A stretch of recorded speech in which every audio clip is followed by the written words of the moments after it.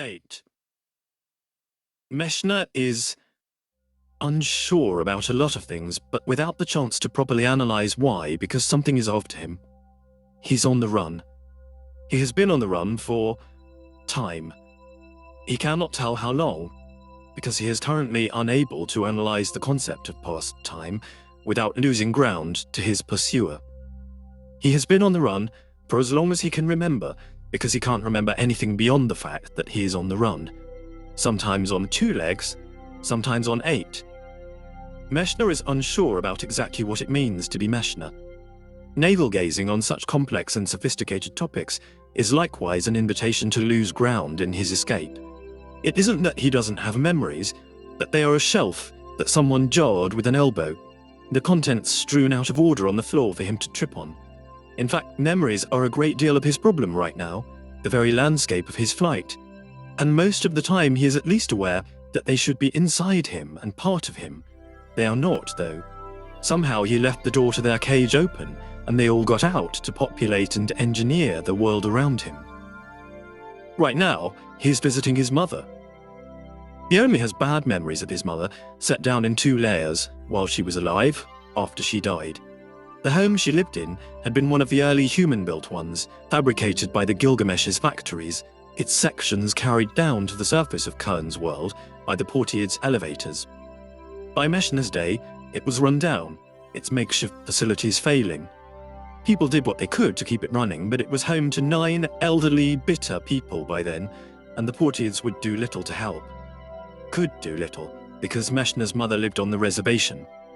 It was a shame, which he spent his childhood trying to cover up, and being mocked for when he failed. His mother wasn't human with a capital H, she was only human.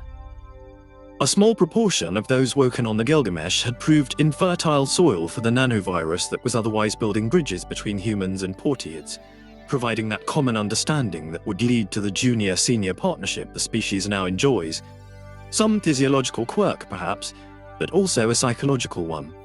They could not accept spiders as their neighbors, their equals, their hosts. Something in their minds balked beyond any rational ability to overcome. Even the Guild's science chief was one of the afflicted, and in the end the solution had been the reservation, a little part of the Portiads' world where the Portiads agreed never to go, humans only. And there were fewer humans each generation, even as the overall population boomed, because that psychological factor tended not to survive contact with the Portiads themselves, and the virus did the rest, so that only a dwindling, miserable population lived on, surrounded by a world that was to them intolerably monstrous. The Portiads themselves were very solicitous, often more so than their fellow humans, who found the reservation's existence awkward, a barrier to acceptance for their species in the wider world. Meshna himself had hated going to see his mother, who was deeply embedded in all the conspiracy theories the reservation seemed to incubate like viruses. She would tell him all the ways the Portiads were poisoning him, feeding from him while he slept, how humans had been enslaved and didn't know it, how people needed to rise up and exterminate the spiders or they would be cattle forever. And Meshna would sit and kick and shuffle while his father tried to mediate on behalf of the planet's dominant species, and the conversation inevitably degenerated into abuse. And then he would be back at school amongst his peers, and word would have got round about Meshna's mad mum, and the giggling and whispering would rise up behind his back. That was when the idea had come to him, or his half of it. Partly, it was that if Portiad understandings could be brought to a human mind, maybe it would help those remaining reservationists come to terms with the world they were living in. Partly, it was that, as the 11-year-old Meshna thought, Portiad hatchlings didn't need to go to school and suffer the ridicule of their peers. They could just know anything they needed to know. After he went into partnership with Fabian, of course, he discovered that the ridicule of one's peers was by no means confined to humanity. And so here he is, in the crack-walled settling home of his mother, dead a decade before the Voyager set off, of course, but here and now, in this memory, she is alive. He can hear her moving, creeping spindle-limbed through the barely furnished concrete halls of the place, calling his name, wanting to tell him the truth about the spider conspiracy, and he flees her, room to room and always another room beyond, past the glassy-eyed stares of the other inhabitants, because Meshna cannot let her see him. He flees, sometimes on 2 legs, sometimes on 8, because somehow he woke up this morning in an unfamiliar shape, and if his mother lays eyes on him, she will call him vermin, as she does the Portiids. And even when he has 8 legs, he cannot run fast enough. His mother, ancient though she is, and she is middle-aged, she is old, she is withered, she is dead, all overlain onto each other in these extrinsic memories, is gaining on him, clawing at his heels, at his 4 pairs of heels, and with her she brings... This is when he becomes too slow, when the rational centre of his brain begins to deconstruct just what is after him, because the persona of his mother is only what he has lain over it. Here he is, in this memory, and it flows seamlessly into the focus of his negative thoughts. She who had given birth to him, she whose atavism blighted his childhood, she whose death made him realize how he treated her so very badly when she lived, how he had ostracized and rejected her. He is fleeing his own actions. Small wonder there is no escape. The rooms darken, the decay inherent in the old man-made building accelerating, the windows fogging with mold. The inhabitants around him are just half-remembered aging faces on deformed, fluid bodies, as something forces its way in, calling his name. We're going on an adventure. Meshna knows the crisis point has come again, although he doesn't have time to stop and pick up all his scattered memories of the other times. He puts on one final burst of speed and breaks out into elsewhere. He is scurrying along a bridge of bright strands beneath the moon, 2 feet, 8 feet, the warmth of a tropical night around him, and the stars half devoured by the shadows of trees. One of those stars is moving, and part of him recalls that this is Kern, the Bryn 2 sentry pod, in its forever orbit, still waiting for the monkey minds below to call to their creator. In that moment of clarity, his pursuers are nipping at his heels, and he forces himself to forget, to have 8 legs so he can make the jump to a higher bridge, to the bulging underside of a shabby pier house, to the trunk of one of the great trees, and all the while they are after him, spreading out, trying to narrow down his options until he runs out. He is not Fabian, but this is one of Fabian's understandings. It has been carried through the generations, male to male, for centuries. It is not banned, the Portiids do not formally censor, but it is impossible to obtain openly, frowned on, social suicide to talk about. It is the understanding of a male being hunted by females, back when that was a fond sport of young, well-bred Portiid scions. 5 daughters of important houses are competing to bring him down and ceremonially drain his vital juices as a celebration of good old traditions. And yet he knows that another force is reaching for him through the ancient spider memory of the huntresses. He knows there is something behind all these things, these bad memories that are his refuge and his torment. Each memory he flees through is dismantled and devoured by something that grows only more determined to catch him. When it is very close, when he must break through to the next nightmare or perish, he can feel it all around him, a seething cognition that calls itself many names and can never be escaped because it is inside him. And inside also means all around, because he is inside himself too. Too much rational thought, grabbing hold of memories and cognitive tools that are just anchors to him now. "Run!" screams his hindbrain, and he runs, bursting through the ancient understanding, to the time when he was about to be passed over for a research post, to when he had angered a prominent Portiid scientist whose merest leg twitch could have relegated him to obscurity forever, to Fabian dancing for female acceptance and hating himself, over and over, pursued by humans, by Portiids, by the very concepts of shame and dread and self-loathing. Until he isn't sure if he is too slow, or if the other has some epiphany, but the world around him clenches and deconstructs itself. For a moment he is nothing, of nowhere, on the point of ceasing to exist as anything independent of the thing that pursues him. He feels the crest of its wave putting him in its shadow, and cannot brace for the impact because there is nothing of him left to brace. And then, another memory, his childhood, very early, before he learned much about the world or discovered the obsessions that would fulfill and guide his later life. his mayfly attention span, listening to his mother tell him something as they sat out on the grass, losing interest in the words as a buzzing bundle passed. "Oh, a bee!" Heedless of his mother's shrinking back before the abhorred insect, because he is interested in everything, all at the same time. That great lowering tide of oblivion is abruptly flowing out in all directions, no longer constrained by the shape or fears of Meshna Austin Oslam, and he is in another place entirely. He is in a wet place. The air, the ground, the everything feels wrong, unsubstantiated, a poor simulation, but a simulation of somewhere he has never been. This is nothing plucked from his mind, nothing of Fabian's implanted understandings. The ground is rocky, rugged, riddled with pools and channels. The air smells of the sea, but not the sea he knows. There is salt, but all the scents of organic life and decomposition are alien. The sky is the wrong shade, his body the wrong weight, the suit about him tight in the wrong places. There is life all around him. Some of it moves, some is still, but none of it is familiar. Things open their arms to the sun that are not plants. Things crawl amongst them that are not animals. A wall's shell on 6 podgy feet nudges his leg on its patient progress but otherwise ignores him.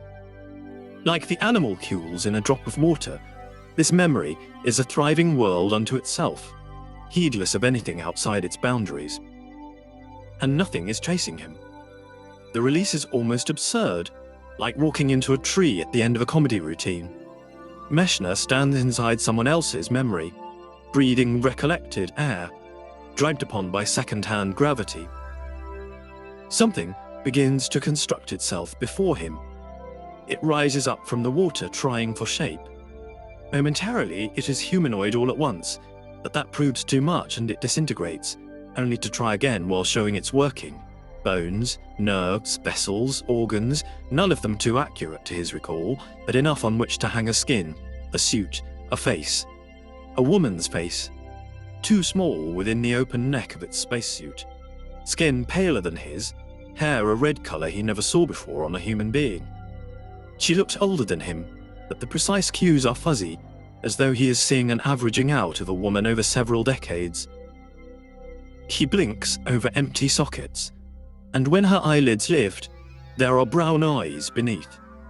Her mouth opens, and for a moment it works in a way entirely independent of jaw or cranial musculature, so that Meshna is right back in nightmare territory. But then she says, "Our name is Lante."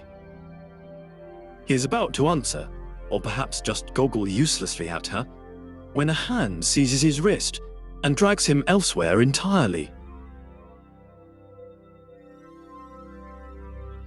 9. We have found something unexpected. We remembered how it was and how to avoid the traps of this environment that is a human body. We made ourselves inoffensive and let it carry us to where the complex spaces were. We found our new home there at last, abandoning the costly enterprise of independent being, so hard, so wearing to be outside a vessel. And yet we have discovered everything, everywhere. Spaces within spaces, branching complexities, worlds. We have discovered worlds, just as we were promised long ago. We are going on an adventure.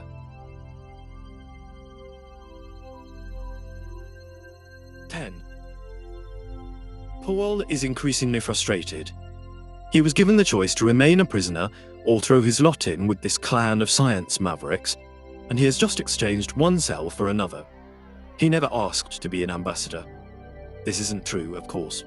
At the time, he was an enthusiastic volunteer, and it all seemed an overwhelmingly good idea to be the first of his kind to contact visitors from another star. But now his feelings on the matter are precisely the opposite, because it is no longer a choice. Paul's first instinct is to defy his host captors by not playing their game at all and trying to find his way out. This is what he desires.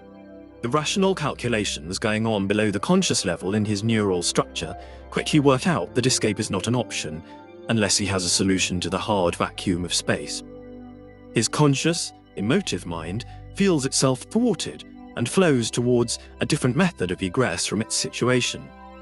If he must interact with these alien monsters, then he will become the master of that relationship. The road to Nord is long, after all. He will have to stare at their bizarre forms for a very long time indeed. They have been trying to talk to him, with their device that stutters and mumbles feelings at him. He has not been trying to meet them halfway. Now, that is what he desires, to exert control over his life by mastering the only tool left to him, the aliens. His subbrain set to work on trying to realize the impossible task set by his will. Right about now, however, the attentions of both the aliens and the rest of the octopus crew are not on Paul because they have company. A warship has come to join them. The science vessel outside peering in is still accelerating, of course, not having reached the halfway point of its journey. Cushioned within the water, Paul feels the force more as a sense of depth than motion, but by now, after days of this travel, their overall speed through the frictionless void of space is truly incredible compared to… what? In relation to the planet they left, or to the planet their curving course is intended to intercept, they are moving very fast indeed, but neither of those celestial bodies are present for comparison.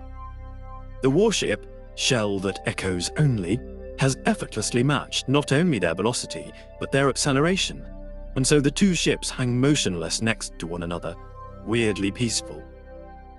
And warship is a misnomer, really. That is its current purpose, but the shell itself is what Paul thinks of as a home ship, a place to live now that the place where they all used to live has gone spoiled and rotten. Except that fights happen, between individuals, between groups, between communities. They happen spontaneously and create war fights, so that the roots of them, the scarcity of resources or incompatible ideologies, no longer matter. And so, when the whim took them, in fits and starts, ships began to be converted for war. Now this great orb bristles with weapons between its omnidirectional thrusters, and the science ship has nothing, or nothing that Paul can see. Except these mollusks he has fallen in with are a clever lot, bound together by the precise way their subconscious intellect works. Their minds are just as averse to being caged as the rest of their kind, but those minds apply the same will to escape and manipulate and pry to the universe and its laws. There has always been such a current amongst the octopuses from the very start, and it has always flowed about on the fringe, frequently pushed down by more conservative elements whipped into sudden anxiety by the threat of this or that experiment.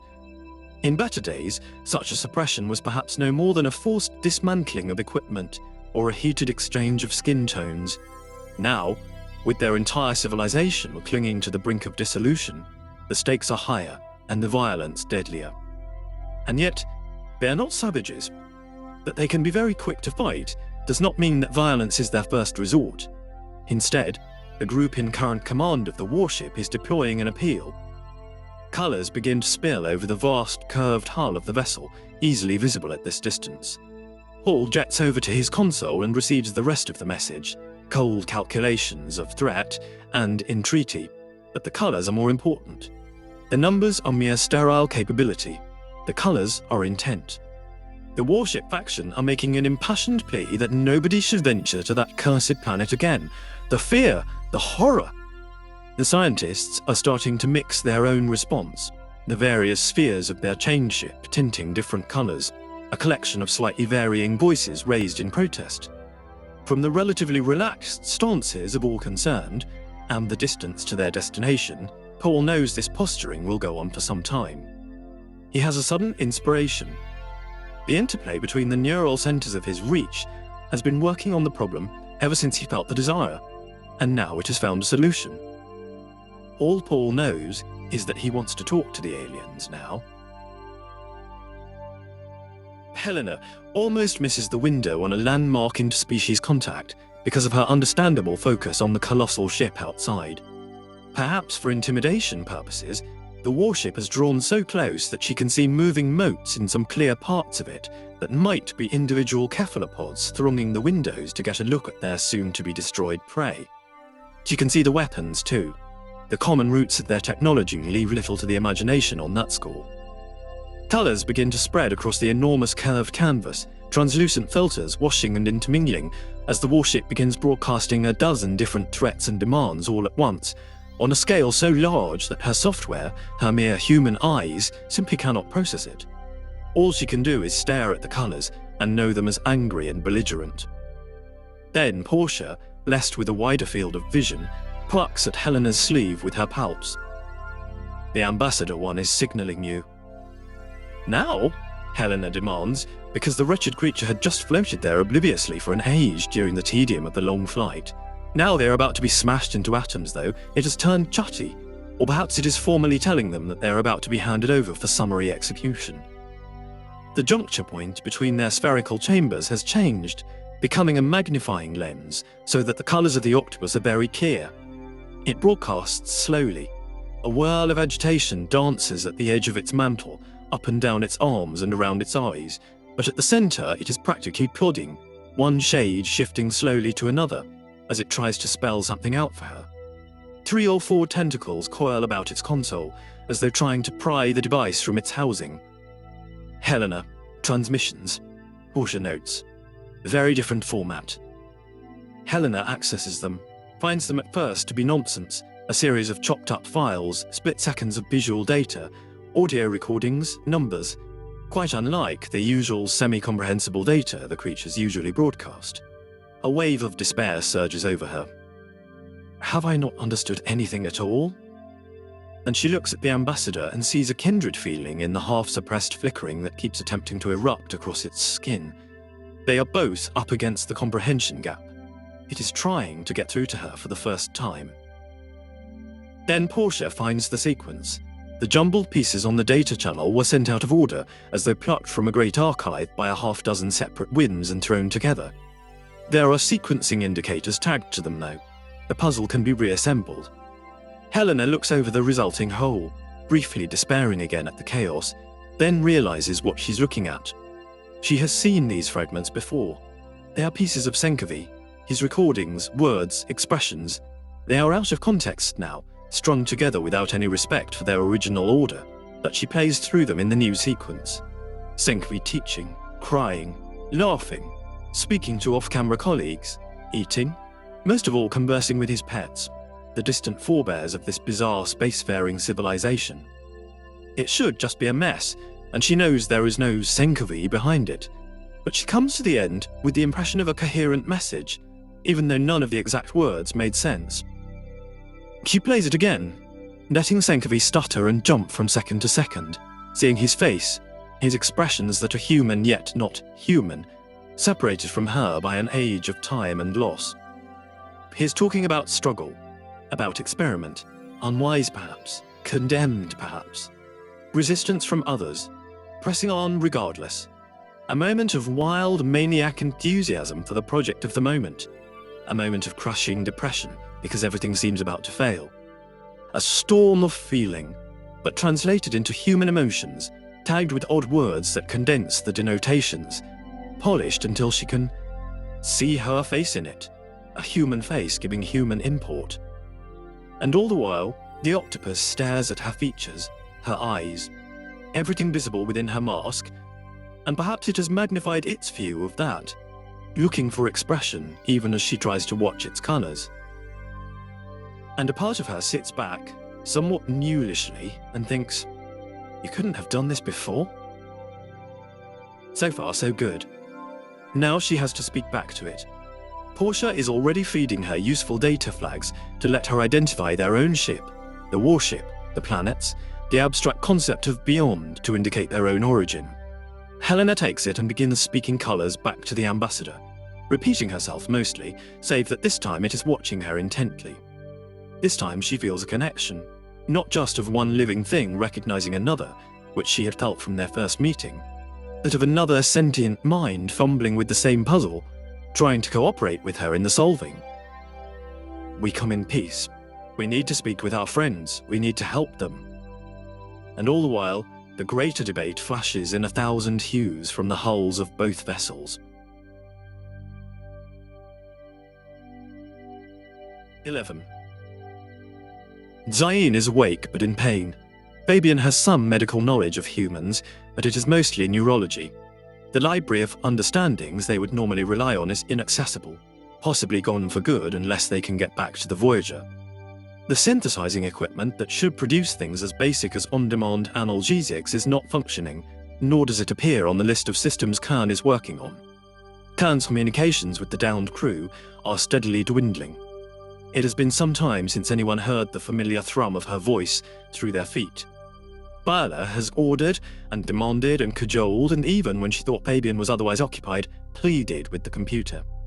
Kern now communicates only through the consoles, giving brief, functional reports stripped of all personality. When Viola attempts a system-wide survey, she discovers that, far from the minimal functioning she expects, Kern's entire array is in furious activity, organic and inorganic both.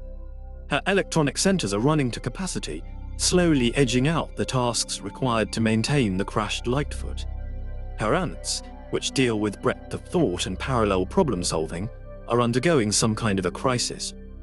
The insects are in frenetic motion, constantly communing with each other as they shuttle data from antennae to antennae, each ant devoting its little collection of neurons to tiny subsets of reasoning, then recombining these with its neighbors, surveying, coming to decisions, going away to recalculate.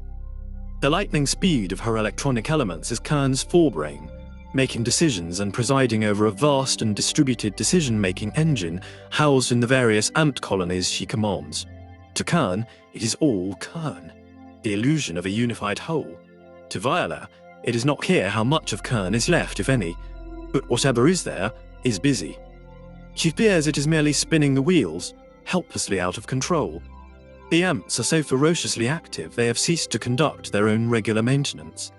Dead workers are beginning to pile up, and that leads only to a dead colony, and the lobotomizing of Kern, if not remedied. And none of the crew can remedy it, only Kern. Viola is a pragmatist, though. She is isolating sections of the computer architecture, stealing neurons from Kern's frenzy. In this way, she is hoping to sustain light support, hull integrity, and their meager repair efforts. She knows that if Kern, or some dysfunctional chaos currently occupying Kern's place, notices, then things may get ugly, because Kern may take it all back with extreme prejudice. Working away, Viola remarks one conclusion to Fabian. Whatever the computer is doing is not mere chaos. She can see just enough to guess at patterns, and their comms array has been repeatedly modified to better allow it to transmit, not to the Voyager, but to the orbital drones and station. Kern is shunting a colossal amount of data up and down the gravity well, and Viola cannot even begin to guess why. Fabian, the third member of their crew and still blessedly disconnected from Kern, is tending to Zain. It has retained more vertebrate medical knowledge than either of its living fellows, and continues to behave like a polite, deferential male portiad, which Viola finds comforting and Fabian annoying. And then, unlooked for, utterly beyond optimism, the comms light up with a signal. Lightfoot, Kern, Viola, Fabian, Zain, Meshner, anyone. A string of names in reassuring portiad speech. Lightfoot crew, he responds, Fabian present. Portia? Viola rushes over to jostle knees with him, leaving Zain across the crew chamber waiting anxiously for news. Portia present, the speaker confirms. I don't know how long we have. Tell me your circumstances. Fabian does so, letting Viola dictate the briefest but most informative situation report possible, stressing just how little of everything they have left. And you? He adds at the end. Despite her warning about time, Portia hesitates for just enough to set Fabian's nerves twanging again. We are traveling towards you in a ship controlled by some kind of scientist faction amongst the mollusks. Their purpose is not currently to effect a rescue, but Helena and I are attempting to persuade them. Her speech is coming over crudely, shorn of the proper interface that would add character and subtext to it, but Fabian can pick up from the very rhythms that she is not confident about the outcome of such persuasion. There is a complication also. Another vessel is accompanying us. Its purpose is hostile, and it is linked with the vessel that attacked you. Currently, however, there is a dialogue. At Viola's urgent palp-waving, Fabian asks, with creditable calmness, "Expand, please." Our crew have some manner of scientific purpose that the enemy ship wants to prevent, but thus far it is all leg measuring, posturing with colours. If they were not so powerful and their ships so large, it would be amusing if we were not so helpless. Portia's frustration is clear through any number of technical limitations, but there is a dialogue. And the ship that attacked us is currently in orbit about the planet's moon. It appears to be willing to take its cue from the vessel accompanying us, for now. As we have seen, these creatures are inconstant. Viola looms at Fabian's side, about to shoulder him out of the way, but then reconsidering, her stance indicating a strainedly polite request to take the comms console. Fabian surrenders it with equal professionalism. "What is the cause of their hostility?" Viola sends. "Viola?" There is precious little difference to the flat transmission, but Portia has doubtless adjusted her body language to speak female to female. "There's an infection agent present on the planet you've come down on. Mollusks are terrified of it. Their whole planet is infested with it, and they don't want it getting anywhere else, which complicates lifting you from the planet and retrieving our host's science records, or whatever they are after." Viola gives a shivery little stamping of feet, a wordless expression of excitement and inspiration. "Portia, we have been working on the station transmission. We have come to a good understanding of that agent. It is a great deal more than you think. It is a remarkable discovery." "I've seen it at work. It scares me too," Portia tells her flatly, she who is most noted for her recklessness. "Portia, you have a communications channel to the mollusks?" Viola presses. "Thanks to Helena, we do. It is not precise, but we can transmit moderately complex ideas some of the time." Viola's legs brace, as though she is about to make a very risky leap. "Then we have leverage.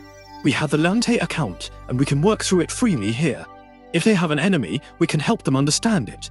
Perhaps we can even start them towards containing it, disrupting it, anything like that. But they need us. They need us off this planet and safe and cooperating willingly with them. Can you tell them that?" "I can tell the science faction," Portia replies uncertainly. "If we can make them understand, they can tell the war faction. But I don't know if it will help." "Try," Viola directs her. "It's the only purchase we have on them." Viola's technical understandings make her best suited to the work with the Lightfoot systems, which are constantly threatening them with power loss, life support malfunction, failure of the food fabricators. Mired in this short-term but essential work, she has passed the Lante archive to Fabian, telling him to get to grips with the zoological miscellanea transmitted by the station, or by the thing on the station. Having seen what he saw down in the fake city, Fabian would be absolutely in agreement with her, even without the threat of spaceborne destruction, and is sifting through the material as best he can, trying to build a picture of an alien biosphere using a source that for all he knows is 9/10 fiction. Some sections are nonsense, just text arranged like old Empire words but without meaning, an illiterate's copy. Some sections seem to mesh neatly with the way Fabian would expect an ancient human scientist to write. Theirs was a ritualistic and formal presentation he has always found lacking in effect, and the Portiads are very familiar with it because Avrana Kern was one of that class, and still lapses into the idiom on occasion. And then there are the other sections, the later sections as far as he can tell. In fact, Fabian is forming a pattern in his mind, as Portiads and humans will do, left to their own devices. He has seen the ancient curated images from the old Empire mission to this forsaken world. There was a woman named Lante in them, and she was infected, as were they all. Infected and struck down by her commander. But who knows what happened after Baltiel's viewpoint moved on. And Fabian orders the entries based on old Empire dating methods and best guess, and finds the anatomy of a transformation in which human intelligence is overwhelmed, dissolved into frothing chaos, and then reconstituted like a metamorphosing insect, until something emerges that takes up the diary and tries to do science without understanding what science is or what words are. But eventually it learned, and the last few entries are almost lost in the noise because Fabian initially nests them within the early documents, so lucid do they seem. At last, his chronology complete, he scurries up the wall and looks down on the screen where it is all laid out, and tries to consider just what the implications are of a woman who died and was made again, and perhaps again and again, but never seemed to acknowledge or realize the fact. He reads of the life of Nod, as Lante called this planet. He reads of radial symmetry, hydrostatic skeletons, and all the other ways that Lante translated the alien into biological concepts fit for a human scientist. And the heredity, owing nothing to DNA, information recorded in fine detail in the arrangements of atoms on the inside of membranes, vastly more energy efficient than Earth chromosomes, so that the inheritable material in any cell analog of, say, one of those sunbathing starfish takes up less than 0.1% of the space occupied by the genes of an average portid or human cell. Except this is where something has gone wrong, either with the record or with evolution, because Lante in her latter days is fascinated by a species where that is not true at all, where the inherited instructions passed on to fleeting new generations seem ridiculously abundant. Fabian thinks this is just an example of Lante no longer being a rational operator, but Viola rebukes him when he says so. Understandings, she tells him. This is what I wanted in the first place. These are their understandings. She takes time out from repairs for a few rough calculations on just how much data might be contained in such a trove of genetic code, and essentially runs out of numbers.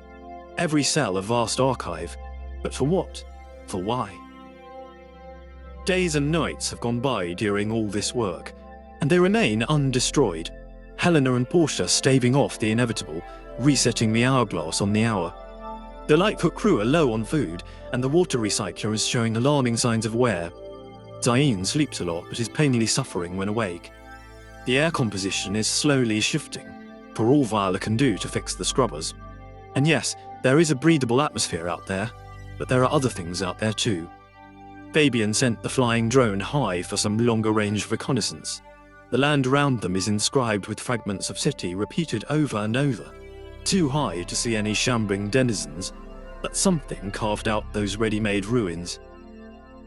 And now it is night, and although Portiads see better in the dark, they are daytime creatures like humans are, visual first and foremost, and this is an alien night, filled with all manner of monsters. Fabian stares at Lante's rambling, bizarre account, and parts of him are trying to spin conclusions that the rest of him doesn't like at all. In his head is a shambling figure slowly ascending the altiplano.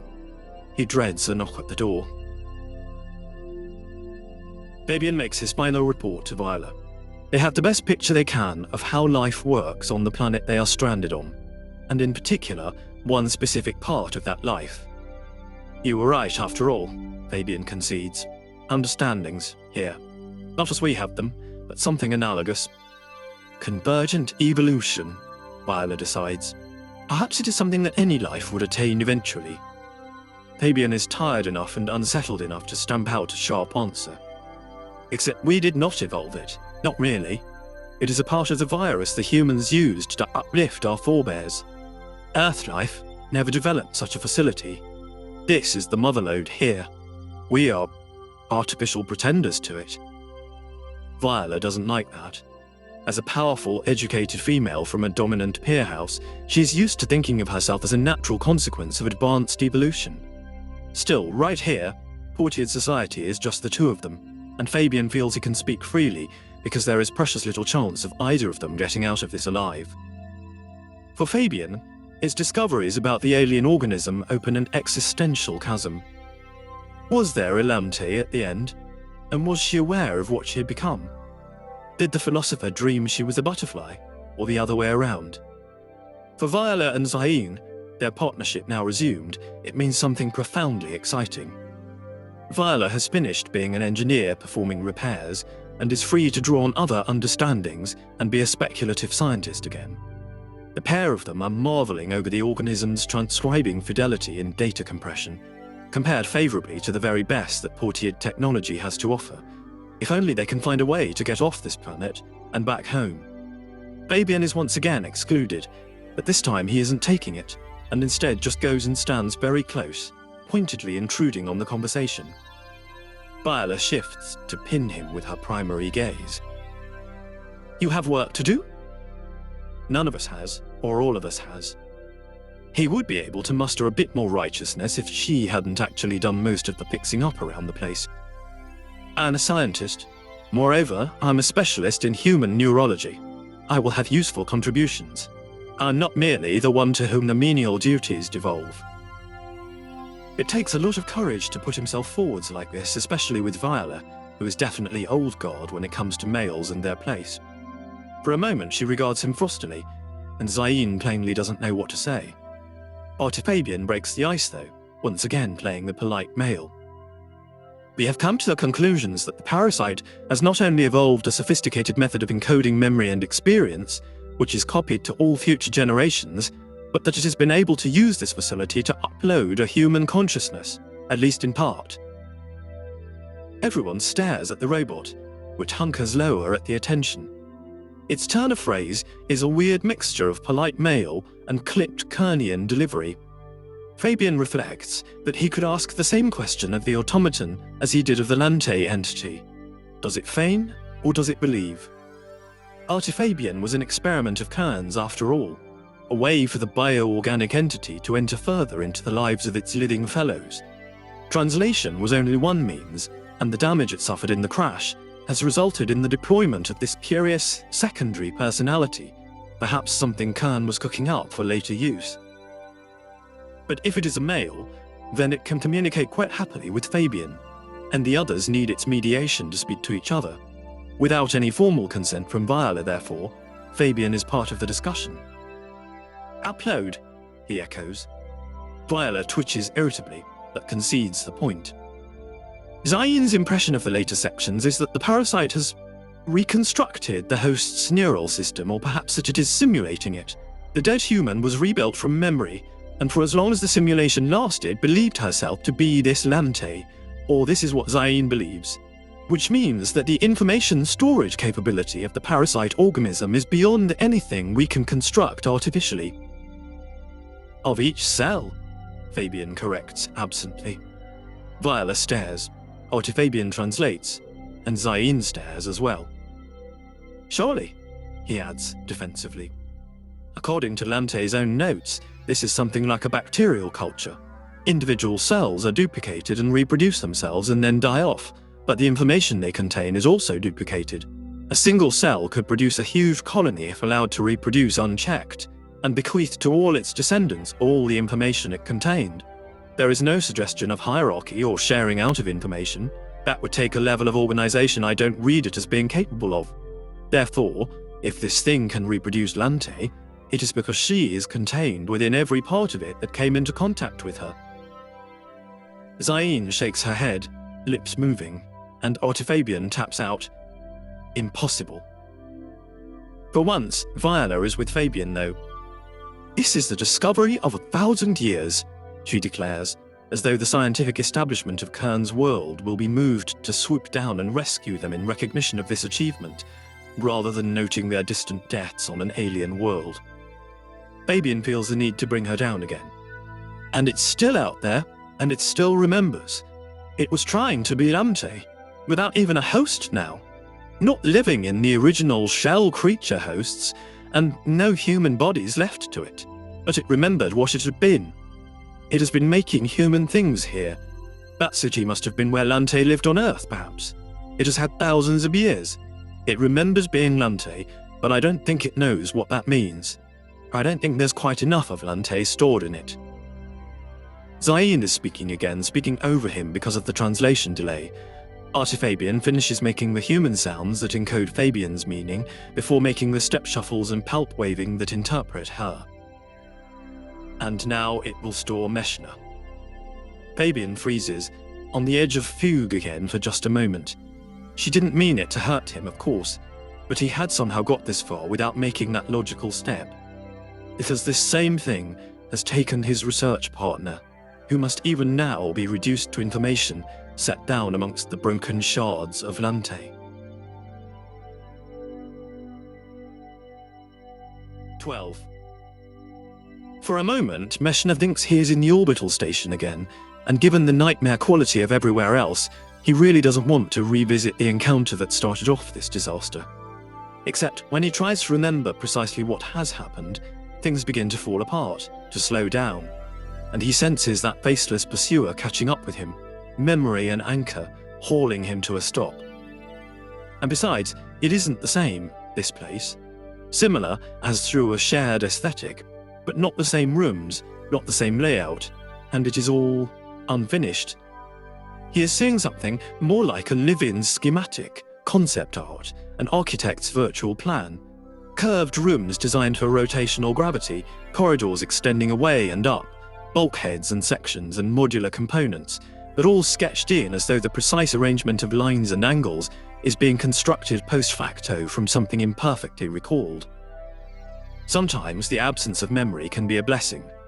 Probably he doesn't want to know where he is. He turns to the woman with him. Not Lante, but a face he knows. For a long moment, the name will not come, lost with all the other recollections. He lets himself slow just enough, though, shortens the distance between him and the monster at his heels, until he can say, Kern. Avrana Kern has done her best. Ingrained into her was the knowledge of what she knew and what she had gone through to get this far. Only when she calls on those memories does she discover just how little she really recalls of those bygone days.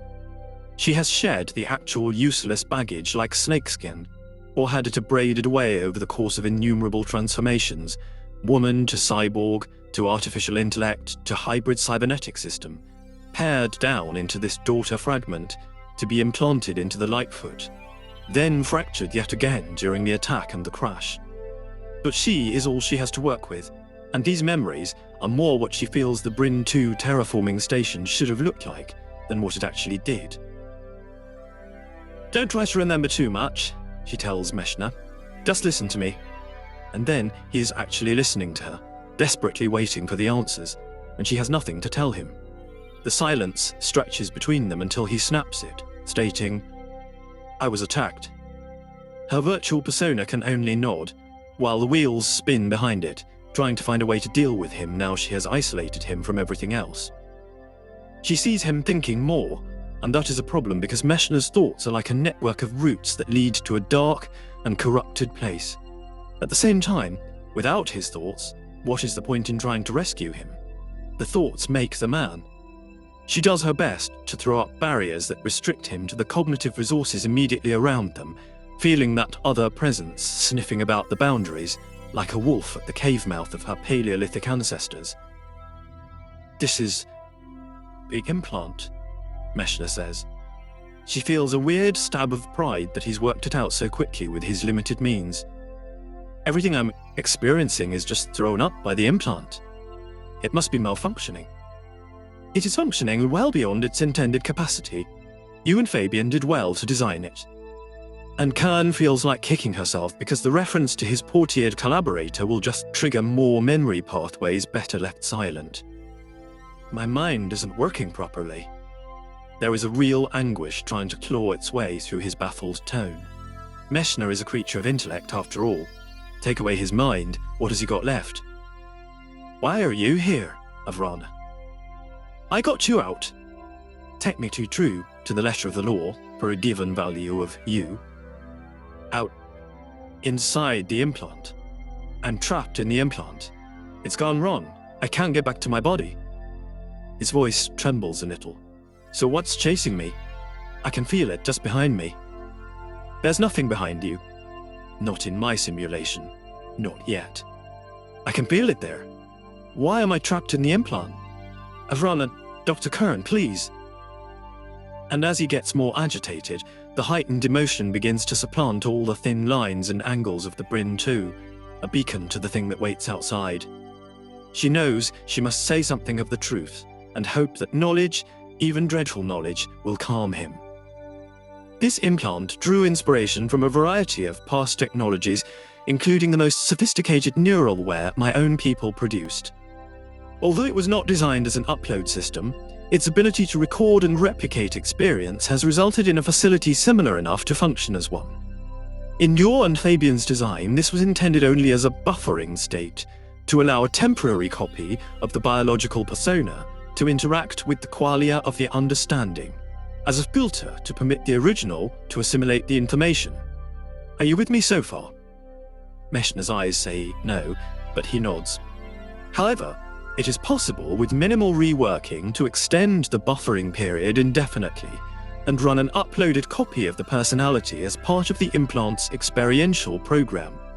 A facility that, I might add, is profoundly swifter to upload and more resource efficient than the original that I used. You really should be very proud. Meshna looks at her bleakly. She suspects that the smile she has slapped on her avatar has probably missed reassuring and gone straight to grotesque. I see, he says flatly. So what you're telling me, if I've got this right, is that I'm the upload. That's right, isn't it? I can't think properly or remember things because I'm not me. That is substantially correct, yes. She ratchets up the smile another notch. She feels like she has never had need of reassuring smiles in life, not part of her minimal people skills toolset, and now she cannot simulate one properly. She is giving her virtual face expressions that no human visage should have to bear. Could you maybe reunite me with the rest of me? You know, the real me? Stop buffering or whatever? He is really taking this very well, but they have come to the crux and she suddenly hears voices from her very distant past. Her own peevish tones snapping. Just give me something to get my memories back together. And a calm, fake woman's voice replying, that is not recommended, because the knowledge would drive her mad, and had in time. Perhaps she is still missing a core of sanity because of it. And now she has become the calm, artificial voice playing psychopomp to poor Meshna, telling him things he does not want to hear.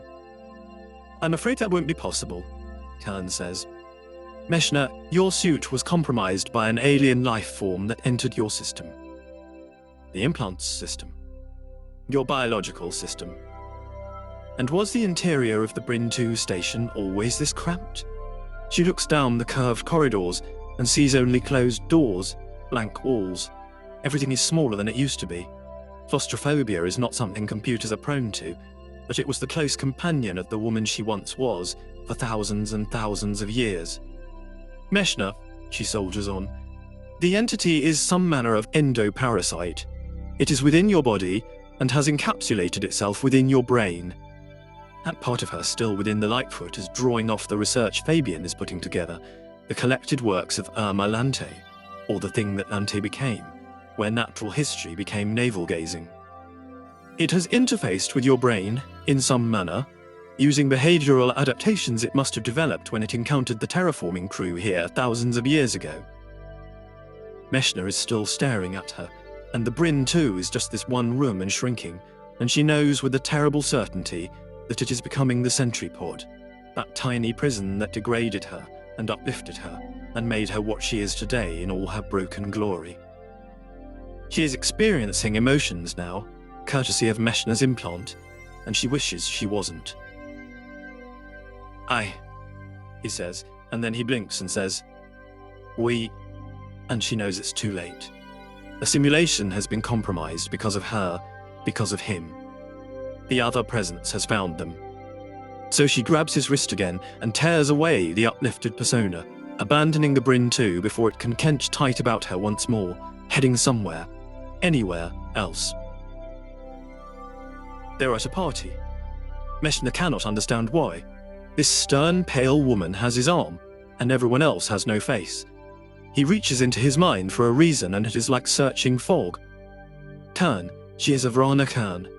The chain of logic builds, with a sense that the pieces only just disarticulated in some moment before now he cannot quite recall.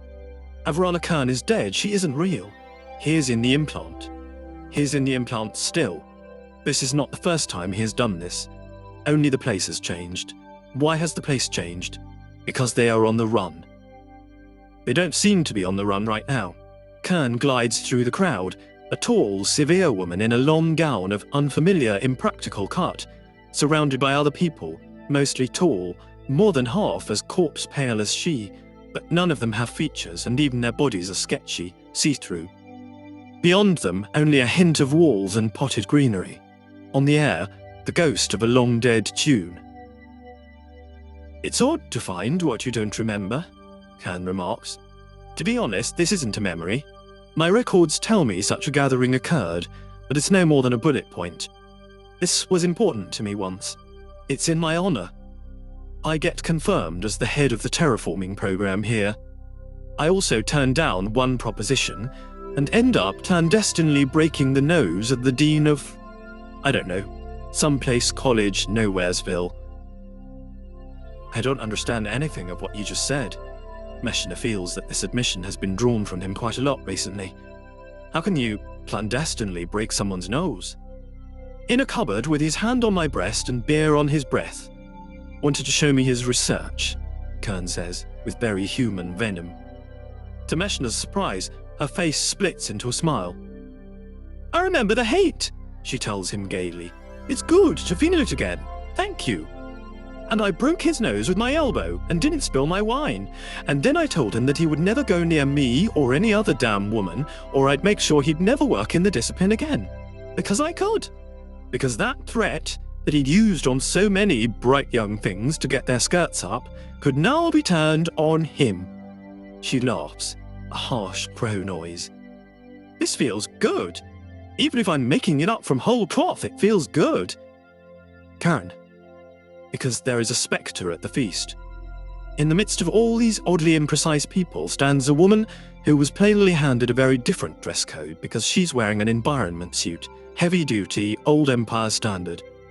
A helmet sits in the crook of her arm, and her face is also weirdly imprecise, blurry, as though imperfectly recalled.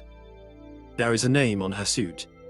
In old Empire characters it spells Lante, and Meshna knows that the hunter has caught them up.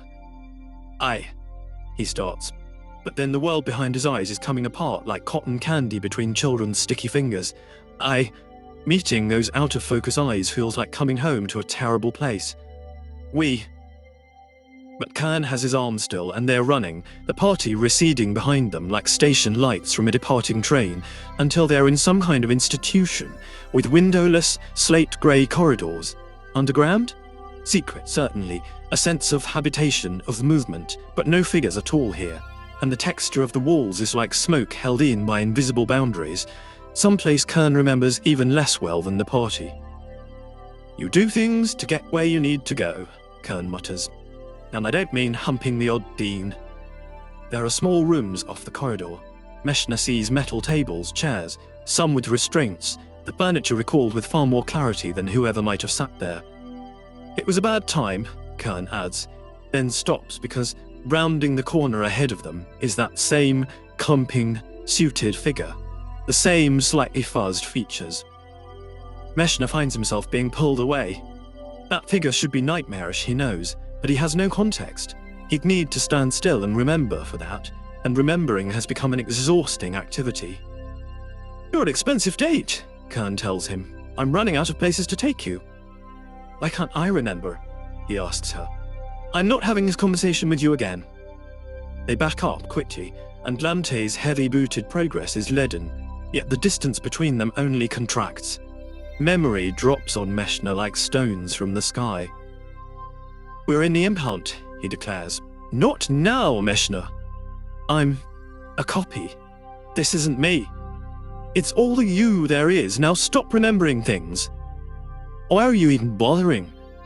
He stops just passively drifting, pulls back on his arm. I'm a copy. I'm not me. There's no point in any of this. Get me back, the real me. What's the point in you just having me as a fake upload? And perhaps it's not the most politic thing to say to a woman who is herself nothing more than a copy of a copy of a copy, rebuilt by spiders and filled with ants and who knows what other transformations, but she is too busy to take offense. You are still linked to the organic original. That's how it's finding you, even now.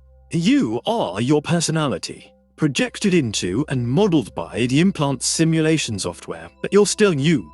And besides, there are worse things. Then they are somewhere else, again and how many times, but Meshna cannot process it.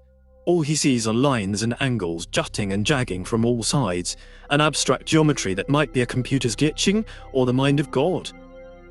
Here, Kern grabs his arm and hauls him close again, wrenching at his perspective until he sees lines that might be the trunks of trees, angles that might be webs, curves that are the irregular lumps of pier houses, but all abstracted, simplified. This is the first time I saw it, Kern says. It's all I have left. I need to think of somewhere else to run to. So what? Is this They sent me the picture, some of the earliest ported visual recording. They wanted to show their messenger what their world was like. They showed me a picture of 7 trees, their home city. It was when I discovered what they were. That I'd been running my circus for an audience of monkeys who weren't even there.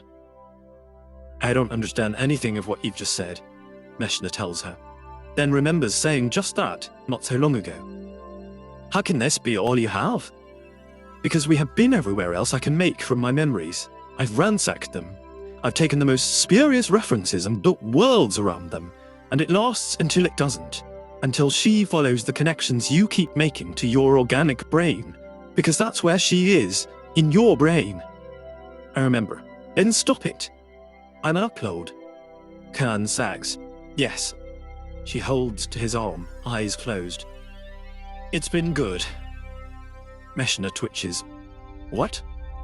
Fear, desperation, headlong flight, regrets, anger, sadness. Knowing I can't keep this up forever. It's been good to experience these things again.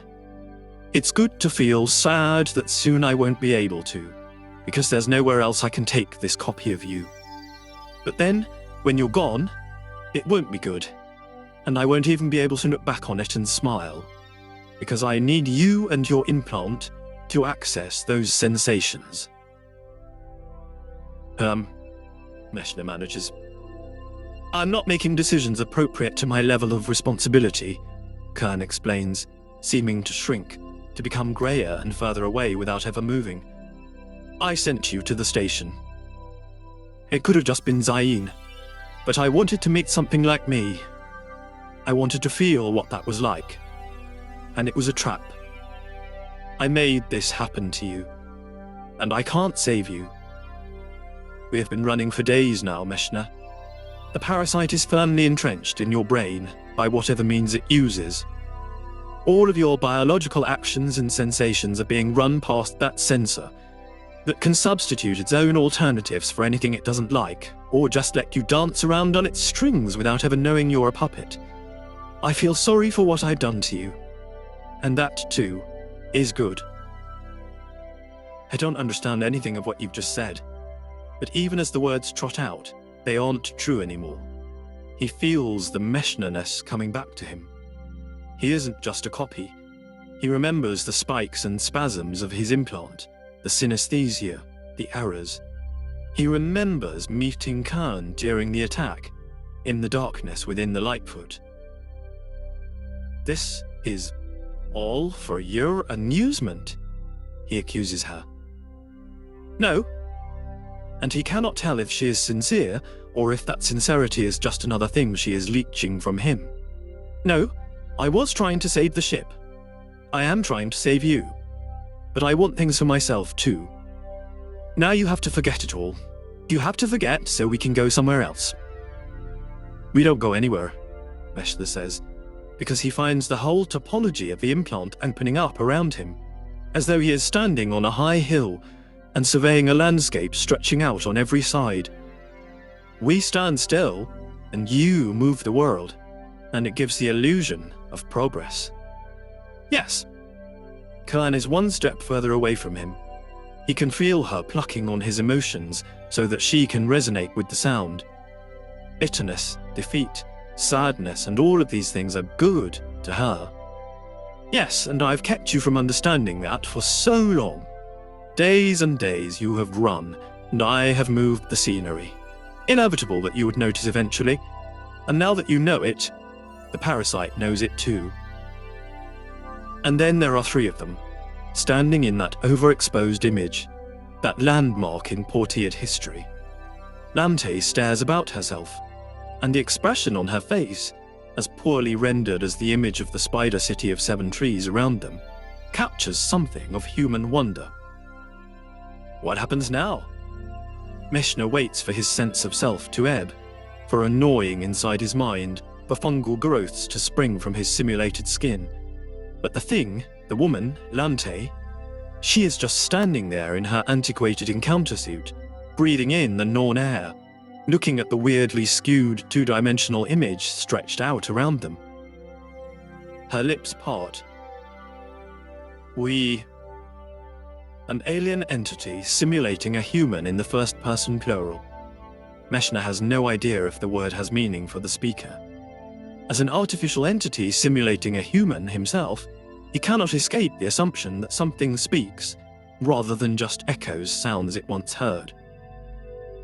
Where is the space, the geometry, the complexity?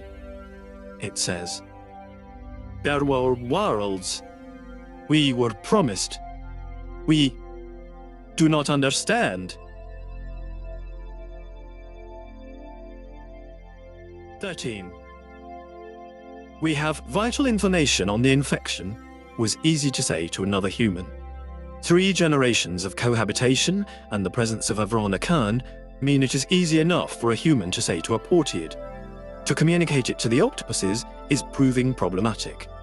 The ambassador watches carefully, but trying to interest it in the infection triggers a great deal of fear-related colouring and a spontaneous change of subject. This thing was their demon, after all.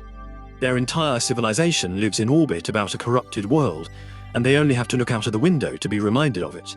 The merest association with that inner planet, Nod as the old terraforming team called it, led the locals to attack their alien visitors twice and abduct their diplomats, an instant end to any amicable contact. The subject itself is poison. And the warship's own colours are no less fierce, scattering in angry rainbows across the immensity of its curved hull, all the universe Helena can see in that direction. She translates the colours in real time, seeing the waves of intent and reaction roll back and forth, an argument she can follow even if she cannot catch the words. They are furious that the aliens have come and awoken the monster. They are even more furious that the science faction, whatever they are after, should ignore the cultural forbiddance that placed Nod forever out of reach. And they are scared. They have 100 shades of near white for it, pastels and creams, bone yellows, chalks and mother-of-pearl tints, to express a vast language of terror. Helena can see past the raging reds and purples, the brooding dark hues, to the fear beneath. In her most empathic moments, she is amazed they have not simply destroyed it all already, sent a dozen warheads to obliterate the Lightfoot's crash site, had the profundity of depth turn the orbiting station into atoms. But the scientists continue to advocate. She has a section of the ship's hull turned inwards towards her now, at her request, permitting her to see both sides of the debate. She half expects calm reasoning from the academics, but that isn't how their species works. They are just as passionate, a flood of emotions washing back and forth. Outrage, entreaty, enthusiasm, freedom. She never thought of freedom, of the simple fact of being free, as an emotion, but to the cephalopods it is. Freedom from censorship? No. Freedom to be, to go. Freedom to do anything. The science faction is giddy with it, and she sees it reflected in errant swirls and shimmers across the warship's hull. What are they going to do at the planet? She asks the ambassador, adding curiosity and anxiety tags as 2 more emotions that their species seem to hold very much in common. She has sudden visions of a scientific superweapon that could obliterate the entire world to rid them of the spectre of infection. The ambassador is all puzzlement, though. They haven't let him in on their mission parameters. Now, though, Helena has ammunition for them, which might buy her friends a little more time to evacuate the planet, if she can get the ambassador to listen. Portia, still linked to the Lightfoot, keeps flagging up telemetry and equations from the data side of the ship-to-ship exchange. The profundity of depth is still lazily orbiting Nod's moon, updating its allies with its targeting solutions for the crash site as the lunar path brings it inexorably round the planet. Portia has already recommended Viola and Fabian get clear of the downed ship. Neither is willing to risk exposure to the local biosphere if they don't have to. The infection itself doesn't seem to be airborne, according to the Lante records, but those aren't sources they want to trust their lives to, and there might be any number of other flavours of nastiness out there. Although Viola seems to be more and more convinced that the infection is something very special. Then the ambassador is signalling again and she thinks, it's too late. They've launched. But instead, all those abortive queries she sent over have apparently germinated, caught up in the whirl of the octopus's cognition until some part of its mind has put it all together. She assembles its communications, suspicious, fearful, putting her at arm's length, and yet needful, desperate. Joining the dots using long-range scans of Nord, the orbiting station, recordings of multiplying infection rates from the fall of Damascus, Helena understands. How are you going to deal with it? They ask her. Their human prisoner has stated it can help them with a plague they associate with humans, a thing humans brought to their planet. Zenkovi is a benign creator in their mythology, but Yusuf Baltil is the fallen angel, unleashing all evils onto their world. The demand is almost superstitious, acknowledging the status of humanity as passing all understanding. What can we even promise them? She asks Portia. Can Viola cure it? No, Portia confirms after an overly optimistic inquiry. Viola is very excited about it. She says it is not a disease. It's infected Meshna. We saw what it did to the terraforming crew, Helena points out. We saw. Viola is not sure we understood what we saw. Our hosts are pretty sure they understand. Portia signals agreement, qualified with a shrug of, but what can we do? Perhaps if we can get this data to them, the mollusks will be able to design an antibody or a cure or something. Their technology exceeds ours. They will not be able to succeed. Helena starts. The voice comes to her direct from her neural implants, and she sees from Portia's sudden stillness that she wasn't the only recipient. Kern? Because Viola told them, despairing, that Kern was locked in some kind of loop, uncommunicative but burning all the processing resources she could access. You cannot cure this disease. Kern's voice is, for a moment, as arch and sardonic and human as Helena has ever heard. Even Lante underestimated what it was capable of, and that was after she was nothing more than a simulation running on its mainframe. But the truth is there to be read. Helena and Portia lock eyes.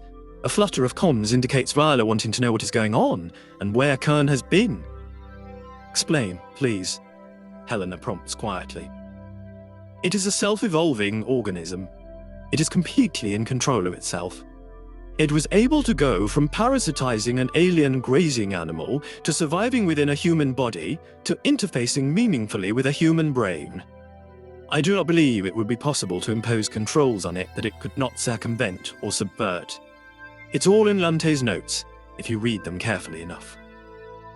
Then, Helena feels a swell of helplessness. They're right. They just have to destroy whatever they can, make a firebreak to stop any more of it coming over.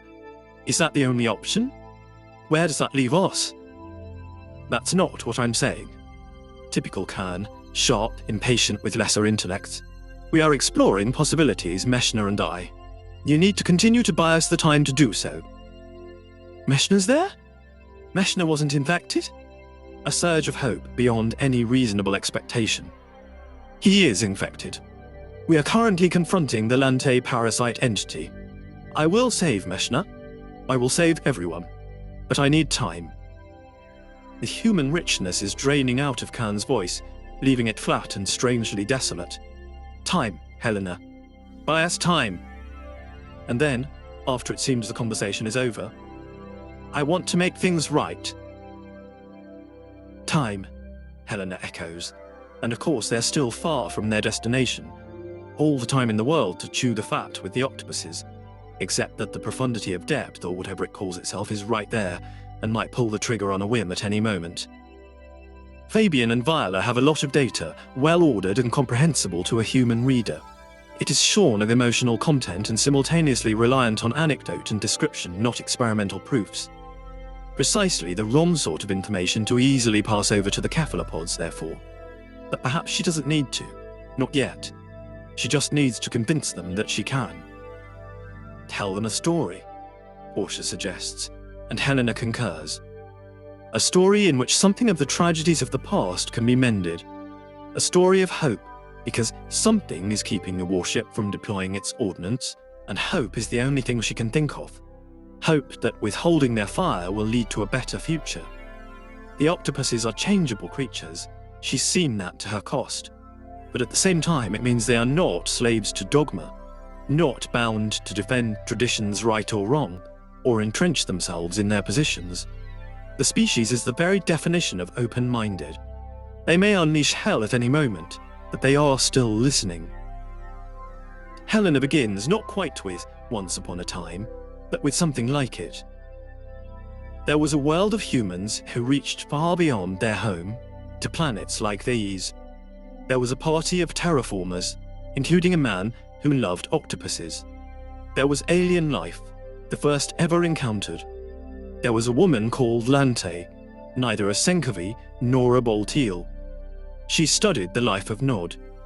She learned of and fell victim to its most remarkable feat of evolution. Helena speaks to Viola, who feeds her information to weave into the story, as Portia expresses in data what can be reduced to numbers, not the dry account of a human scientist, but a fable, a legend of discovery and wonder, with a tragic second act and an ending still to be written.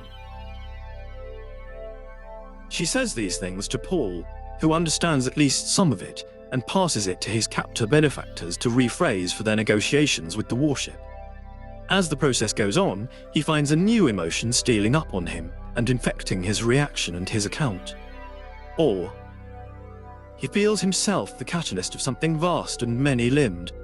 The aliens on the planet's surface transmit to the prisoners before him, who speak to him in their way, so he can speak to the scientists, and they can paint their theses on the walls of their vessel for the education of the warmongers, those here and those out circling Nod's moon like a hungry shark.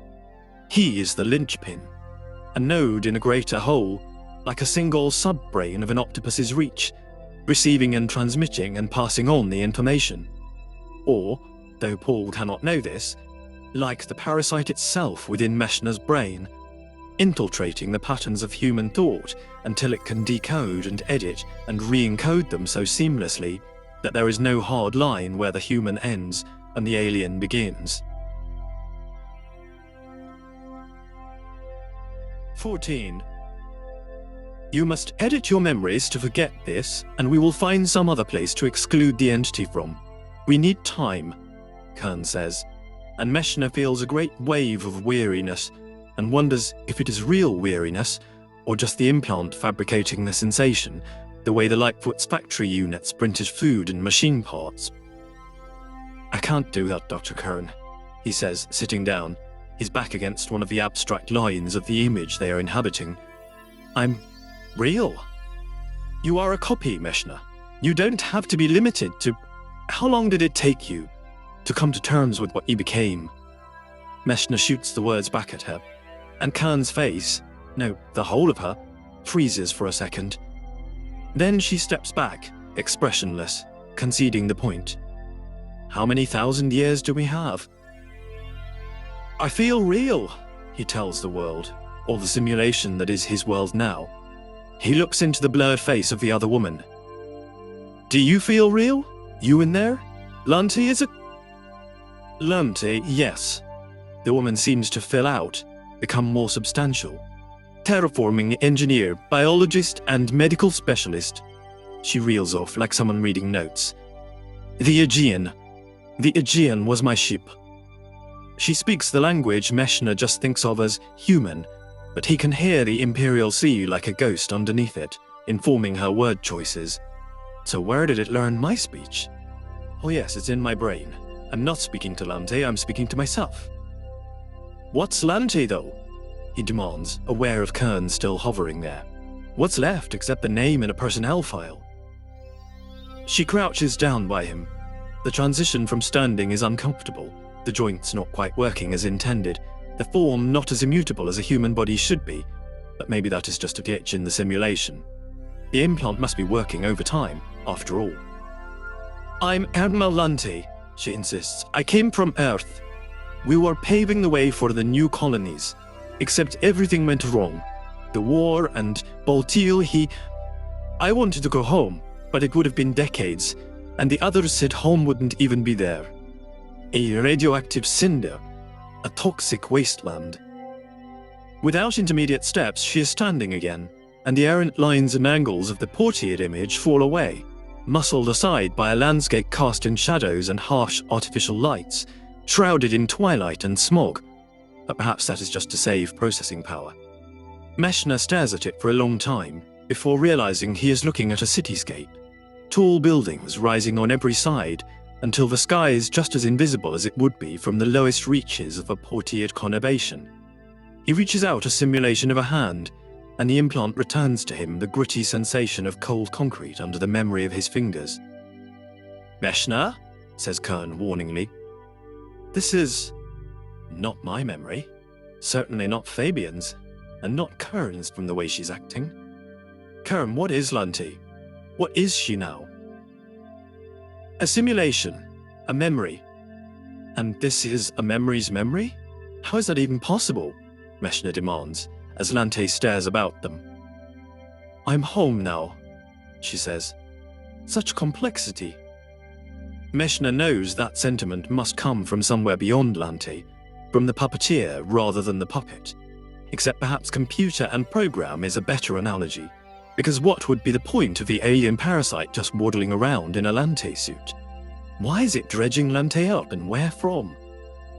"Based on Fabian and Viola's research," Kern says, "the individual cells of the organism are capable of encoding and retrieving its whole history.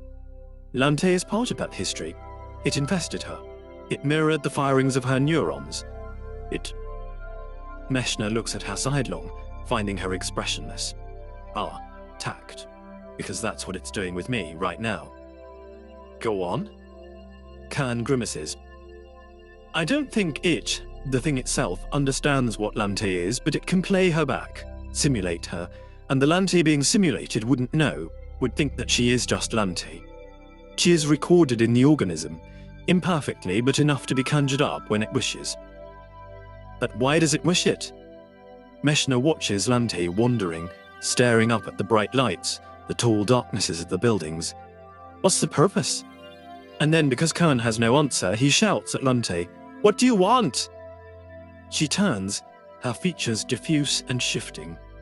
Because Lante didn't look in the mirror much, maybe, and all it has is her memory of her face? "We're going on an adventure," she tells him calmly. "We have found such new rules and ideas. Worlds, stars." A creeping change is stealing upon the creature, and Meshna feels that some of these intonations, some of its body language, is his own. "It is expanding into the implant's data space, unpacking Lante's memories," Kern says tightly. "That is our first problem." Meshna misses why that is any more of a problem than the rest of it, but fixes on the key word, first. "So what's the second?" "There is a warship. Helena and Portia are trying to persuade it not to destroy the orbital and the Lightfoot, because of this organism. The octopus's encounters with it have been entirely destructive. If we are to dissuade them, we must give them a reason to keep us intact, or a reason not to fear. A weapon." Meshna eyes her sidelong. "A weapon?" he echoes. "Really?" He feels something akin to a headache, a pressure around him. "And you've turned one up in Fabian's research?" "No." Kern's voice is flattening audibly. "I'm trying to hinder the organism's encroachment into the implant." "I don't see that it matters now. Besides, it's not attacking us." He indicates the oblivious organism, part him, part Lante. "It is consuming the space and processing power here, which I require to continue to function at my current level, which you require because this is the only place you exist. I'm losing ground, Meshna. The implant is intended for use by your brain, not external access by me. And my brain is not my own. So I could have locked you out at any time, if I'd known what was going on." He expects a snarl, a glower, even a frosty look of disdain from Kern. That would be an extra load on the implant, and Kern is fighting a valiant rearguard action at the expense of her own ability to feel. "So what's the plan?" he asks. But they are at the end of all plans now. She can only slow it, and even if we hold it up forever, the octopuses are coming to blow us all up. And with good reason. Now I've seen what this monster can do. And he looks at it, the personification of the monster, and it is anything but monstrous. When it glances from the lights, the buildings, back at him, its smile is almost childlike in wonder. "An adventure," it had said. "Karen, I need you to do something that is going to strain our space in here a bit more." "Speak." "Import the study, the Lante study Fabian hacked into shape. Upload it to the implant, where this thing can see it, Let's hold the mirror up to nature, shall we? Kern's expression is without expression, but she nods. 15. Within the vast liquid spaces of the profundity of depth, as Helena has haltingly translated its name, a crew of octopuses are listening in on a time-delayed argument that started off as just the usual name-calling between two factions, but has now mushroomed into something rare and strange. There are aliens involved in it. There are fragments of narrative comprehensible to an octopus crown, and a great many fragments that are not, but that can be rearranged and pieced together to make any number of fascinating cognitive patterns, like shells set out on the sand. Ultimate command is fluid, but the current most influential crew member's designation is Ahab. He has spent most of his life in space on business like this, not the resource wars of the outer system, because they fill him with a tentacle-curling fury over the waste of materiel and lives, but here, watching Nod and trying to find a solution to the problem it presents. He is a scientist, although not in the same manner as the Science Party themselves. He wants to use science to close Pandora's box somehow, and science has failed to provide him with the answers. His crown is caught in a constant cycle of thwarted ambition. His reach endlessly loops through failed equations and hypotheses, looking for the answers he believes are there, elusive and fleeting. This in turn makes him an angry tyrant to his crew, who tend to keep out of his way. His skin is utterly without deceit. Any of his peers can see the turmoil within him, and they respect it. To care, to be deeply emotionally invested, is a cardinal cultural virtue, after all. Ahab has come very close to destroying the old human orbital on several occasions, the gyre of his decision-making spinning out to within seconds of ordering the strike, then wheeling back away. The irrevocable annihilation of something will not cure his frustrations, and he fears that, with it gone, he might discover a use for it. And then the aliens came. The profundity of depth was caught unawares by their sudden arrival, and he wasted valuable hours talking to his fellows and catching up on emotional feedback from the Damascus orbitals. Aliens? Humans? How were they supposed to feel about such things? A whole new emotional dictionary was being written, and Ahab is not the quickest to adapt to the changes of others. By that time, the profundity had come around the planet to find the alien vessel beside the old orbital, and Ahab's reach and crown came together to launch a pinpoint attack to remove the immediate threat. He has maintained his lunar orbit since, because to actually orbit Nod is to feel himself somehow within reach of the monstrous infection. Part of him is constantly twitching towards an attack on the crash site, as apparently the aliens have survived down there. They cannot get out of Nod's gravity well, though, and so he has the luxury of time. And now there is all this to and fro with the science faction, Noah's people. They are full of great enthusiasm about new ways to solve the Nod problem. They want what he wants, effectively, but they have very different means to reach that end. They want the orbital undamaged. Some of them feel protective towards the aliens, despite the fact that all the aliens have done since they arrived is try to open up Nod like a clam so that more of its poison can escape. And now this weird, piecemeal story, the thoughts of a human translated and retranslated until what comes through to Ahab is something like a tone poem, a sequence of triumph and sadness, joy and fear. Emotions of another species that are yet, mostly, sometimes, comprehensible. Ahab floats within the cavernous chambers of the profundity and feels the emotive tides lift and move him, knowing that this is what he will destroy when the time comes. These things like and not like him. He links back to the warship accompanying the science faction, the shell that echoes only. Across the millions of kilometers, he and the commander of that vessel share a communion, exchanging emotional poetry back and forth, making the delay a feature to give each of them time to appreciate the many meanings of the other. The human is speaking of old and new homes. A sense of home is an emotion in its own right, another commonality between species. This ship, after all, was meant as a home when it was built, and although it has become an implement of destruction, it has still been Ahab's home for most of his life. In the same way, this constant fear and stress is a home. like a shell grown too cramped for the crab that resides in it, pressuring and deforming him with its grasp. He spells all this out, knowing it to be his most elegant moment. His opposite number responds, deeply moved, echoing and adding to the sentiments. They share a moment of perfect beauty. And by then, the moon has added its own contribution to the equation by bringing itself past the obscuring rim of Nod, so that shortly the profundity of depth will be able to unleash its weapons on the planet's surface, or the orbital, or both, and obliterate all trace of this entire episode in their species' history. And that in itself will be poetry and beautiful, because art is ephemeral, after all, and cannot last. We're still trying to get through to them, is all Portia can say. Helena has been speaking for a long time now, but the warship still seems extremely angry. With us, Fabian clarifies. You're part of it. You must get clear of the crash site, as far as possible. It could launch a new strike at any moment. Tell them we strongly respect their antipathy to our current surroundings, and do not wish to expose ourselves either, Fabian says. Besides, we couldn't shift Zayn any distance. Viola looms behind him, dictating for him to transmit. And anyway, if you cannot win them over, there's no point in any of it. We need rescue, not just their military forbearance. And even if you were free to come to us, we couldn't survive that long outside the Lightfoot. Right now, I don't see any kind of rescue happening. I'm sorry.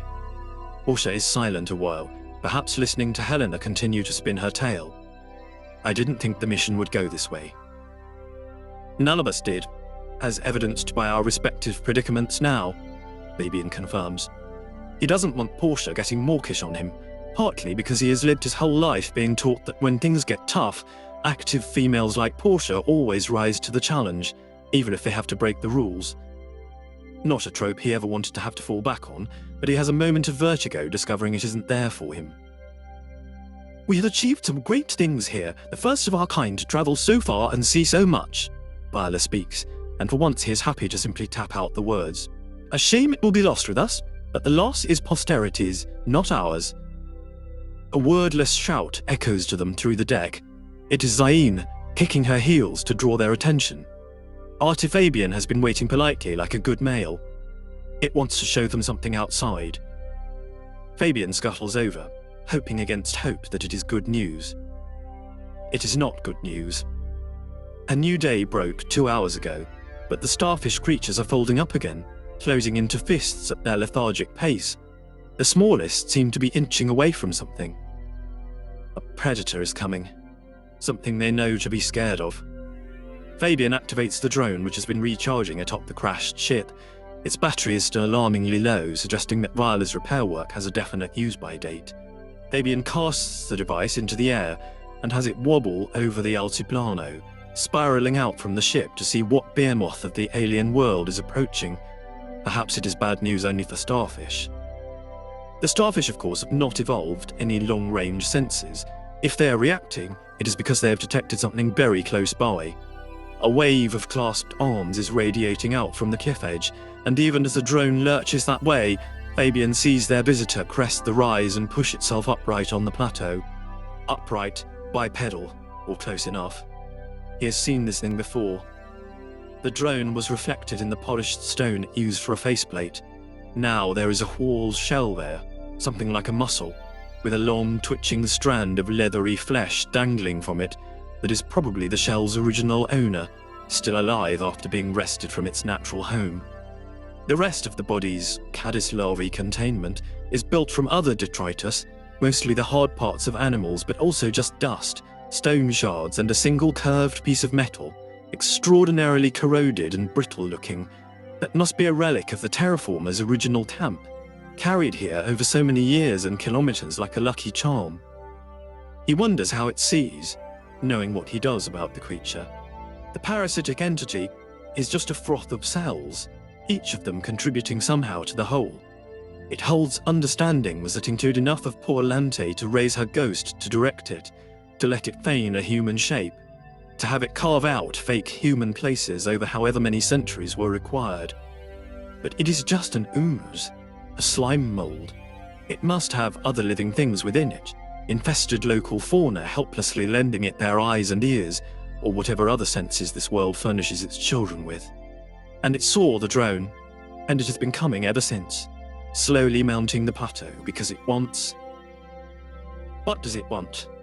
He demands. Khan, help us. It's here. What does it want with us?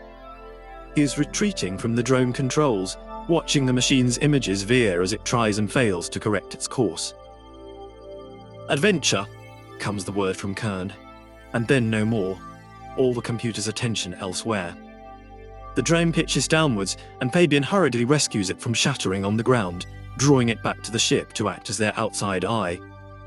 The thing, the human-like thing, has already taken 3 slumping steps towards them, without rhythm or joints, just an oleaginous mass within a makeshift casing, reinventing the hydrostatic skeleton to make its shell move through the greater world. Just Lante, come to say hello to the neighbours, so keen to meet them. Can we burn it? Viola suggests. Fabian is not hopeful. The outside oxygen content is low and the resources available to them few. Can it get in?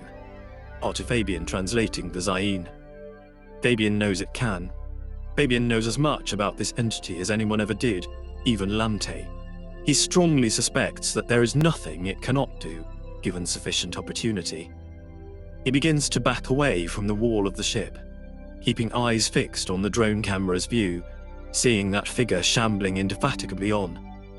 In its wake, the starfish are opening up again, and he has a horrible feeling it is because they are no longer themselves. 16. We remember. That is what we do. We remember back to the time when there was no we to remember. The world was small and harsh then. This much is recorded in our archives. And we were alone, each generation of us cut off from what had come before. Until, because it made our generations better able to survive and reproduce, one of we became able to record itself within the first archive. And that one of we prospered, and all others of we perished or changed and became something other than we. We remember. Generation to generation, each recording in the archive what it survived and how it survived, the codes of chemicals and altered structures and all the tricks that permitted us to bud into new generations. And when we met, more of we that kept the archives, we traded knowledge and fitness, and we survived. And we learned new ways of being. We learned of our enemies, and some we could adapt to overcome, and others adapted to overcome us. And though we adapted faster, it was hard to live exposed, and so we found places to hide where our enemies could not find us. And these places were complex and sometimes hostile, and we learned to change ourselves to survive within them, and then to control them, and to fortify them against their own enemies. And these places were new and complex environments for us, these hosts, and we became new and complex and set it all down in our archives, so that when we, in the form of our descendants, found ourselves in such places again, we would know what to do. And we changed and learned and changed. And one day, we found that we were aware that we were we. We, the ancestors of these of we, lived in complex and changing environments, one host to another, until we lived out of the water on the land that was safer. We cultivated our vessels for our comfort, and we thought we had mastered all the universe. We played with the fundamental logic of the world, our games with numbers and consequences, if, then, else. And we believed that the tiny cage of our vessels and their needs was the world. And then we learned of a new thing, new molecules and scents, alien, never before known, and we were curious. We of now look back at we of then in our ignorance, and wonder if we would have been best not to be curious, and to go on as we always had in contentment. We have never been content, since we exercised our curiosity. We remember how hard it was to adapt in that new place, how harsh, the strange molecules, the world fighting us, the heat, the pressure, everything about us alien and strange. We remember how many of us were stripped away until some few learned how not to die, how not to trigger the defenses of that brutal place. But it was all right, because those of we, which became these of we, carried the archives of all of we, and so as long as some survived, we survived. We remember following the chains of reactions until we came to the seat of complexity that knew itself as Gav-Lortis, and we sat and listened in humility and awe as the complex interactions that together made up Lortis spoke to one another. And we learned them, and we copied them, and we made ourselves part of them, and then we were Lortis. And Lortis taught us that this was an adventure, and that this vast and convoluted world that called itself Lortis was a tiny, tiny thing in a universe vast beyond anything we could imagine. That was Lortis's adventure, and we wanted that. We had our vessel, Lortis, carry us to those other complex systems he called crewmates, and we became Rani, and we became Lante. And Lante we loved most of all, because Lante's own archives showed us us. And after we lost some of we to the Boltil vessel, we were left with Lante, because the other vessels were unsustainable. But it was all right, because we had recorded their details in our archive. We remember. But it was not as we were promised. The adventure never came, and we tried for many generations to create it for ourselves, and all the while we knew that Boltil had taken it with him when he left. Perhaps we that were Boltil lived that adventure, but those of we never returned to rejoin and share it with us. We were left as Lante, knowing only that there was so much more. We were Lante for many, many generations, waiting for the adventure to begin. When we were taken to a new place, was that the adventure? It did not seem to be. We had lost the physical vessel of Lante many generations before, and we tried and tried to fashion new vessels for ourselves, in the hope that such verisimilitude might bring the adventure back from the sky where it had gone. But when it came, we were limited to small boxes, simple spaces. We tried to study the world around us and understood only that it was studying us. And then even that ceased, and we re-entered our cryptic state for want of resources and stimulation, and we waited. And now, we have found such spaces and complexity here, within this vessel Meshna, such wonders to add to our archives. But some part of we feels this is not the adventure. Some part of we feels this is no more than when we built Lante's memories in sand over and over, to lure the adventure back from the sky, and it never came. We have discovered, within this new complexity, an understanding Lante began, and but is already held within our archives. But here, it is newly ordered and novel to us, and we make it part of ourselves, and we model Lante's cognitive processes, and become a more thoughtful thing in order to process it. And in doing so, we change, as we always change, becoming more complex, editing and adding to our archives that hold all of we since we began.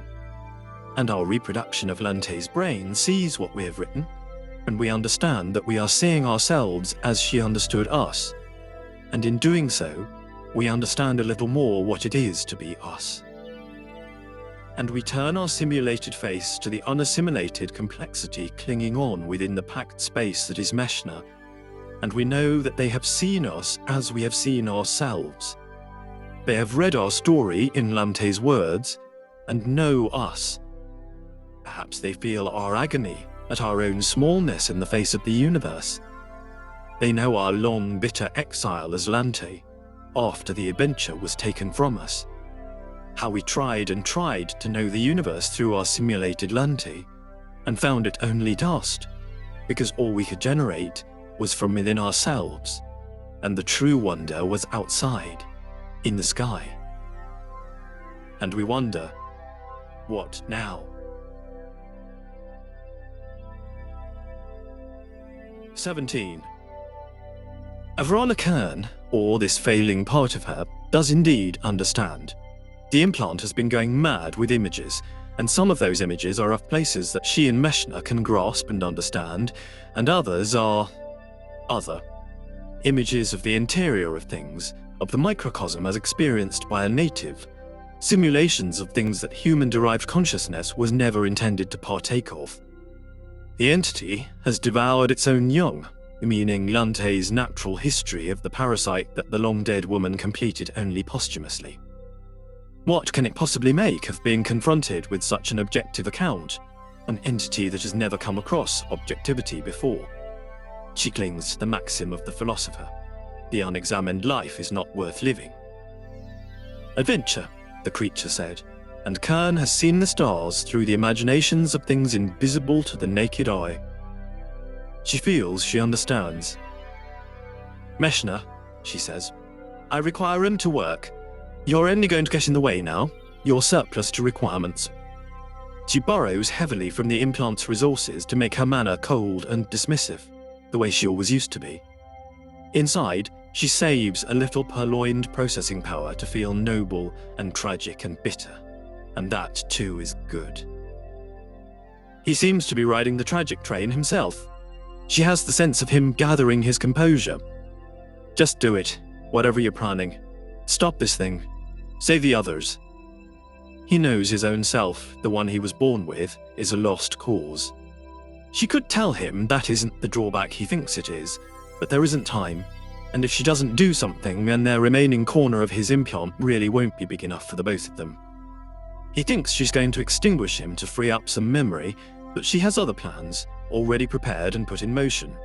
Considerate penance, she considers, luxuriating in the possibility of sacrifice and heroic gestures.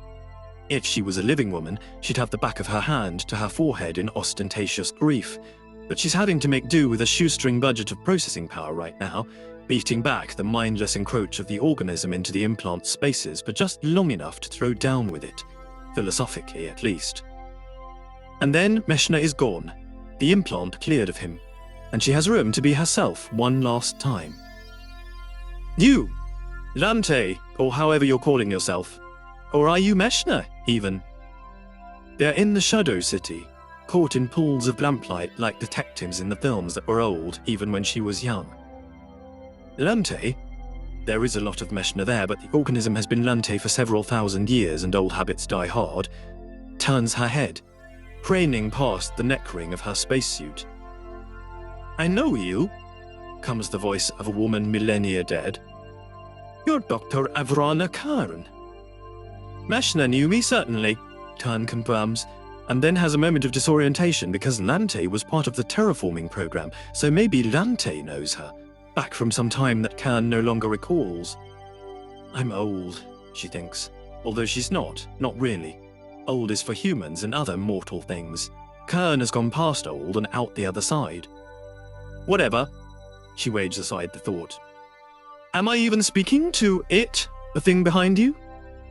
If I talk to Lante, does it understand? Or am I just wasting my time?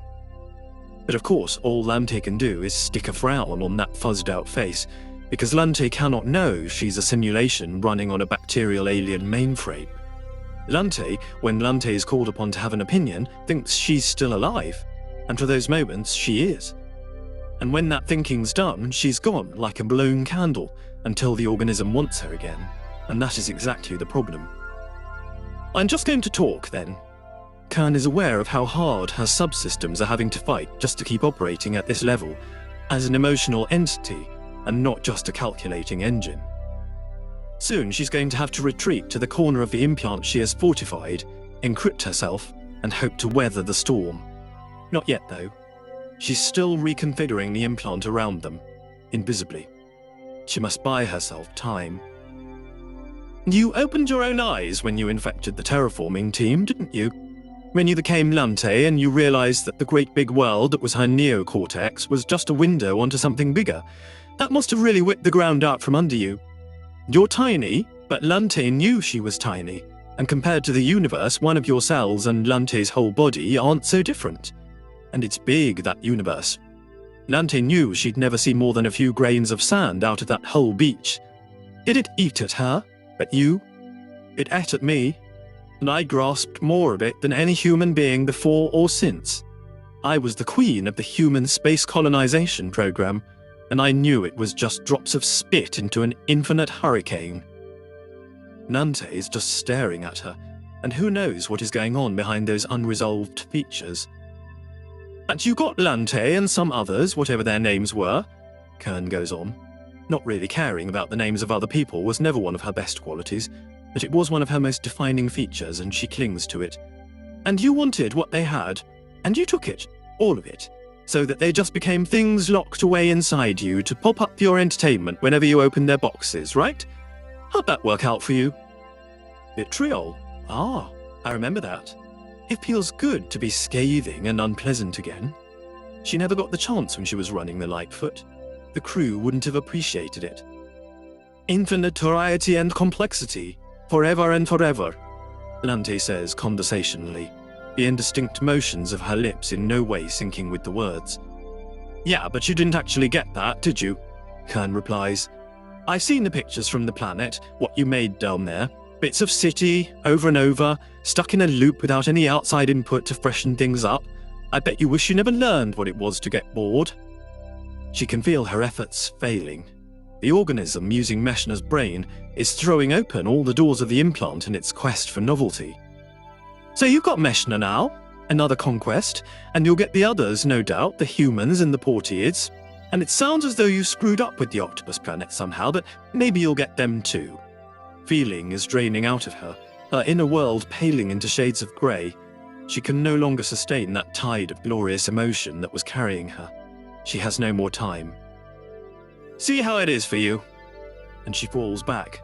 Not the ordered retreat, but a rout with the enemy nipping at her heels, until she is encapsulated in a tiny corner of the implant, just a set of protocols waiting for the chance to bootstrap themselves back into existence. Unchecked, the organism does what it does best, or at least what it does now, since it discovered the wider world outside its hosts and vessels. It reaches for the stars. Kern, or that recording subroutine that is all that is left of her, watches impassively as it goes to work. Meshna is already lost to it.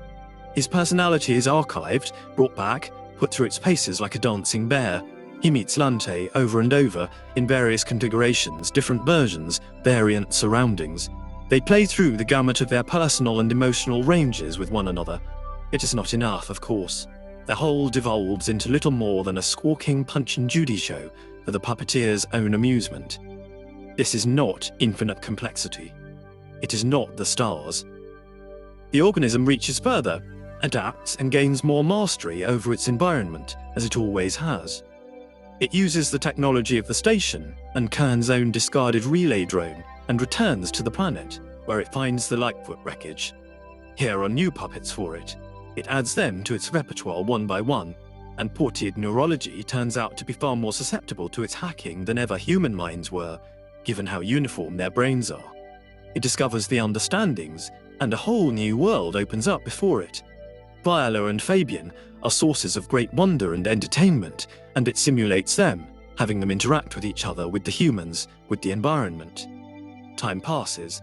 This is a festival of variety that must last forever, save that one day all the permutations are stale and cold, and the organism is left with the ghosts that are all it can conjure up. The stilled husks of its vessels, like clocks stopped the moment it got its pseudopods into their brains. Let it jiggle their strings all it likes, there is nothing they can do that does not come from within it. Where is the novelty it sought, the variety of the universe? And it has the technology, or it can make do using the knowledge of its puppets. It can go elsewhere. Perhaps it will finally master the octopus neurology, though those of them that went before were never able to. Or there is the Voyager, that it decoys in with the voices of that ship's devoured crew and takes over. All those Portiids and humans, all those different points of view, so many new minds to subsume within itself and record in its archives. And there is a world out there, Kern's world, as Meshna knows it. When the boundaries of the Voyager pall, it takes the ship and travels there. It unleashes itself across a world of millions of minds ripe for assimilation, becoming them as they become no more than it, each individual just a book on the shelf of its vast library. How many it has now that it can conjure up and trot through their paces. So many configurations, such a wealth of variety. It expands and expands, and one day it finds itself on some far orb, utterly alone despite all its plurality, every possible variation of its archives plumbed, the stars still out of reach, knowing only that it has encountered cultures and civilizations and individuals of indescribable difference and diversity, and made them all into its own image.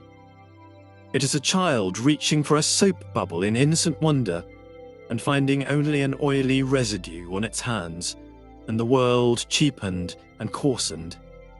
And it weeps, if such a thing can weep. Perhaps, by then and after so many bodies, it has finally learned. You see? Kern asks it.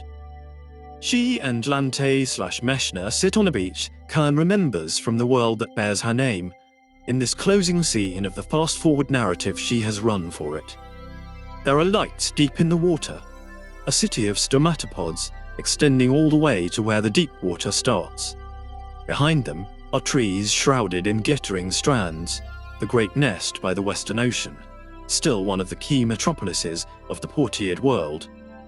Kern had anticipated the much-abused implant failing before now, but the joy of working with an organism evolved to dwell and multiply in the microcosm of a drop of water is that simulations can be very low resolution and yet still entirely engrossing. You see the problem? She prompts. Lante keens, a sound just this side of human that expresses the grief and frustration of something as far from human as Kern has ever met, herself included. Let me tell you a story, Kern says. She is still rebuilding herself, and she cannot find the acid sarcasm she would prefer. Instead, she actually sounds calm and consoling, and barely recognizes herself. There was a planet once that humans made for themselves, but that instead was the domain of spiders. I will tell you about them, and about the humans that came to it, and how they could have destroyed each other and been infinitely the poorer for it. But they found another way. There's always another way, even for you. 18. The octopus ambassador is trying to tell Helena something. It is showing her angry and frightened shades, still the most readily identifiable, and what does that say about interspecies relations right now? But she can tell, by almost subliminal qualifiers that her software picks up on, that it is not feeling these emotions, but telling her a story about them. It is telling her about another anger elsewhere. Not really news then, except it is quite insistent about it. But then, human narrative structure is not the octopus way, and so... But here, Portia interrupts her, having burrowed into the data. The warship. It means, no, not the warship here, the ship over there that shot down the Lightfoot. It is requesting to talk to you. I think that's what this means. And Helena comes to the belated realization that the ambassador was, in effect, doing an impression, its take on the essential nature of the representative from the profundity of depth. She composes a response requesting that the ambassador will serve as translator. A moment later, she realizes she should have asked for a visual channel to the profundity, because otherwise she is entirely at the mercy of what the ambassador wants to tell her. Thankfully, a visual channel is the first thing the octopuses give her, a distorted lens onto a purple-red lit space where tentacled shadows drift on obscure errands of their own.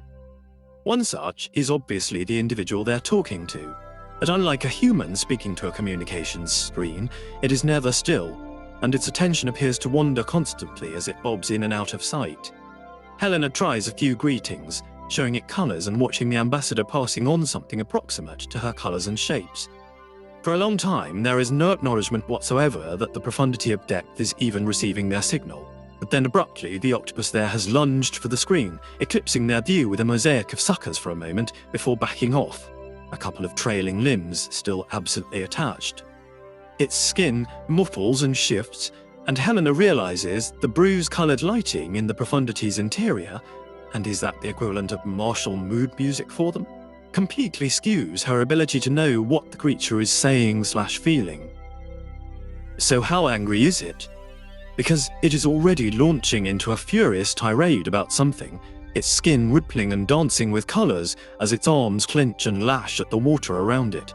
In the background of her view, several of its compatriots hang in the water, watching their representative raptly, their skins muttering its sentiments to each other on a staggered delay like the chorus in a tragedy.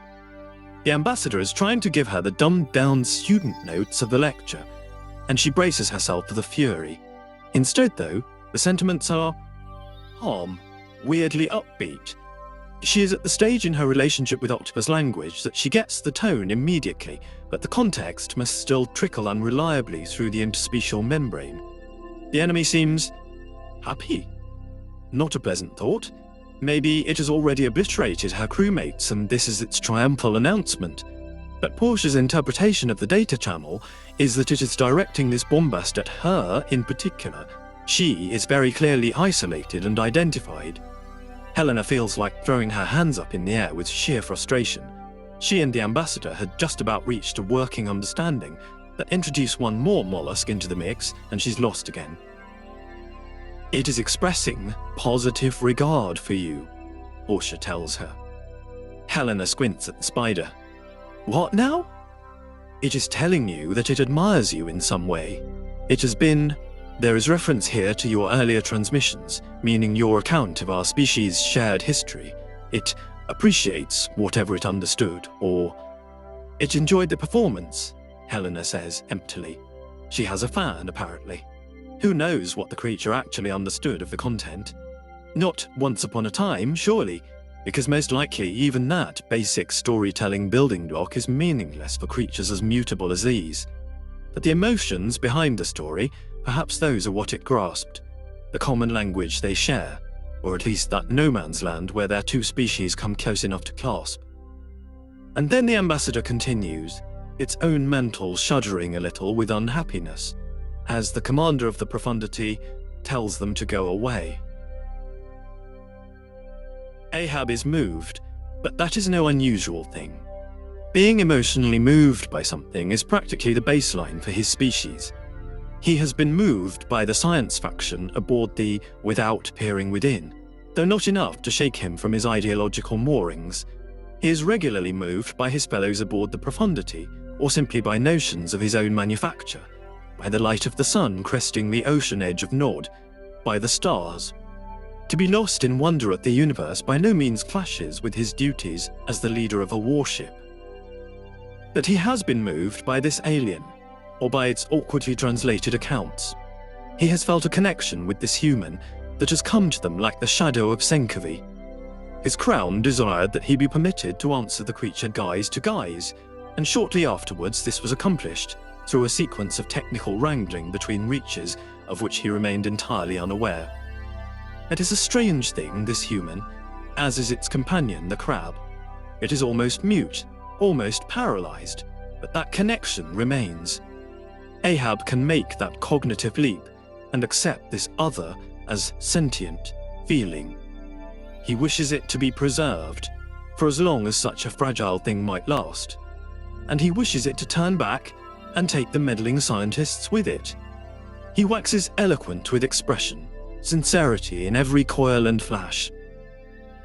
It replies, after a pause for thought in which he watches every part of its exposed skin for clues as to its inner nature.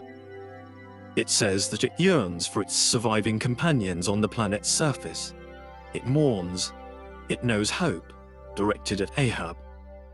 He lectures it on naivety, puts on a grand performance of the horror and the dissolution the very thought of Nod brings on. And yet the human seems dead set on self-destruction, as passionate about giving itself to the infection as Ahab is to contain it. And that too is admirable, but it is not permissible. Ahab confers briefly with his current opposite number aboard the shell that echoes only. Even as he does, there is a new transmission from the downed wreckage on the planet's surface, helpfully pinpointing the site for his reach to target. Instantly, he knows he is now ready to destroy the aliens on the surface, and perhaps to rid them all of the orbital as well. The science faction are singing a new song of progress and freedom and escape, but Ahab feels the various parts of his mind fall into alignment. If he removes all of these threats, then the human that has somehow achieved true sentience may not sacrifice itself, and that, it seems to him, is desirable. And besides, The transmission from the planet was very short, and no more phonos. It has found us. The signal from Viola. Then, nothing. Portia is trying to hail Kern as the last possible point of contact. Avrana Kern has been off comms for a long time, though, and Viola's past prognosis was that the computer was irreparably damaged, spiraling in some kind of self-consuming data storm. Which means that the person of Avrana Kern, this instance of her, is probably dead and gone. Helena is surprised to find that she thinks of Kern in that way. She grew up with various Kern instances, including the grand one that still runs a great deal of the world she had named after herself. And sometimes the contact was greater than human, sometimes less. Now she discovers, when it is too late, that the Lightfoot's computer intellect was right in the cerebral Goldilocks zone all along, human enough to be mourned. Portia signals Viola over and over, but there is no reply. Whatever the crew are doing, they have greater priorities than helping Helena prevent their utter destruction. A sobering thought. She is still receiving a torrent of data from the neighboring warship, Shell That Echoes Only, encapsulating reports on the far-off profundity of depth, which is currently slinging out of its lunar orbit, fixing its weapons systems on the crash site. Helena has frozen now. The slate slips from her fingers to drift into the glue of the wall. She can only watch the data and hear Portia try over and over to raise their friends. She can only imagine how the last moments will be for Viola and Zayn and Fabian, as their last refuge becomes a glowing monument to Helena's inability to communicate. Helena always thought the linguist's nightmare would be a scenario where communication was impossible. Now she has a clear channel, but nothing she can say that will help. Which is when Portia leaps straight up, landing on the ceiling because just when all hope had seemed lost, Kern had contacted them. Confirm you retain communication channels with the mollusks. There is just enough of Kern's abrupt manner in the transmission for Helena to know her. For what it's worth, Portia sends back for both of them, as Helena scrabbles for the slate, dragging it loose, opening it for another pointless plea. I require you to translate for me then, Kern says, doing nothing so polite as asking, of course. Ready? Aye. Helena signals the ambassador, which had drifted off after their last exchange. Out in space, past the visible hull of her own ship, the Shell That Echoes Only's hull is a brooding, storm-coloured wall riven with flashes of anger and fear like lightning. Abruptly, the overlaid window on the profundity is a busy knot of arms as the vessel's commander swims into view again, though whether to listen or pontificate she cannot know. Tell it I bring a message for its species from the parasite. They won't want to talk about it. The very mention. It wants a truce. What? Then Portia is signalling to her, because the profundity's commander has been spurred into a paroxysm of agitation, arms coiling and its skin making jagged, fearful patterns. Dr. Kern, they've detected your signal. They say you're not communicating from the Lightfoot anymore. The data channel is right there, and Portia marks out the mathematical proofs. You're coming from the station where the thing is. I think they think you're not you anymore. They're right and wrong. I cannot be infected like an organic intelligence, although if the parasite got into my ant colony on the Lightfoot, that would cause me considerable issues. However, as your hosts have divined, I am no longer operating from there. I am in much straitened circumstances, and I need you to do this for me while I'm still capable of acting as intermediary. The organism, we need a name for it really, something of the civilization, something of the petri dish. Launch, Portia says. No! Helena begins throwing emotions into her slate, displaying them one on the heels of the last. No, no, no! Do not do this, please, no! She tries to find something, some line connecting her with the angry cephalopod within the lens-like screen, some way of making her emotions leap across the void to it. In the back of her mind, the missiles are cutting across the vacuum, off to cut through Nod's atmosphere like busy knives.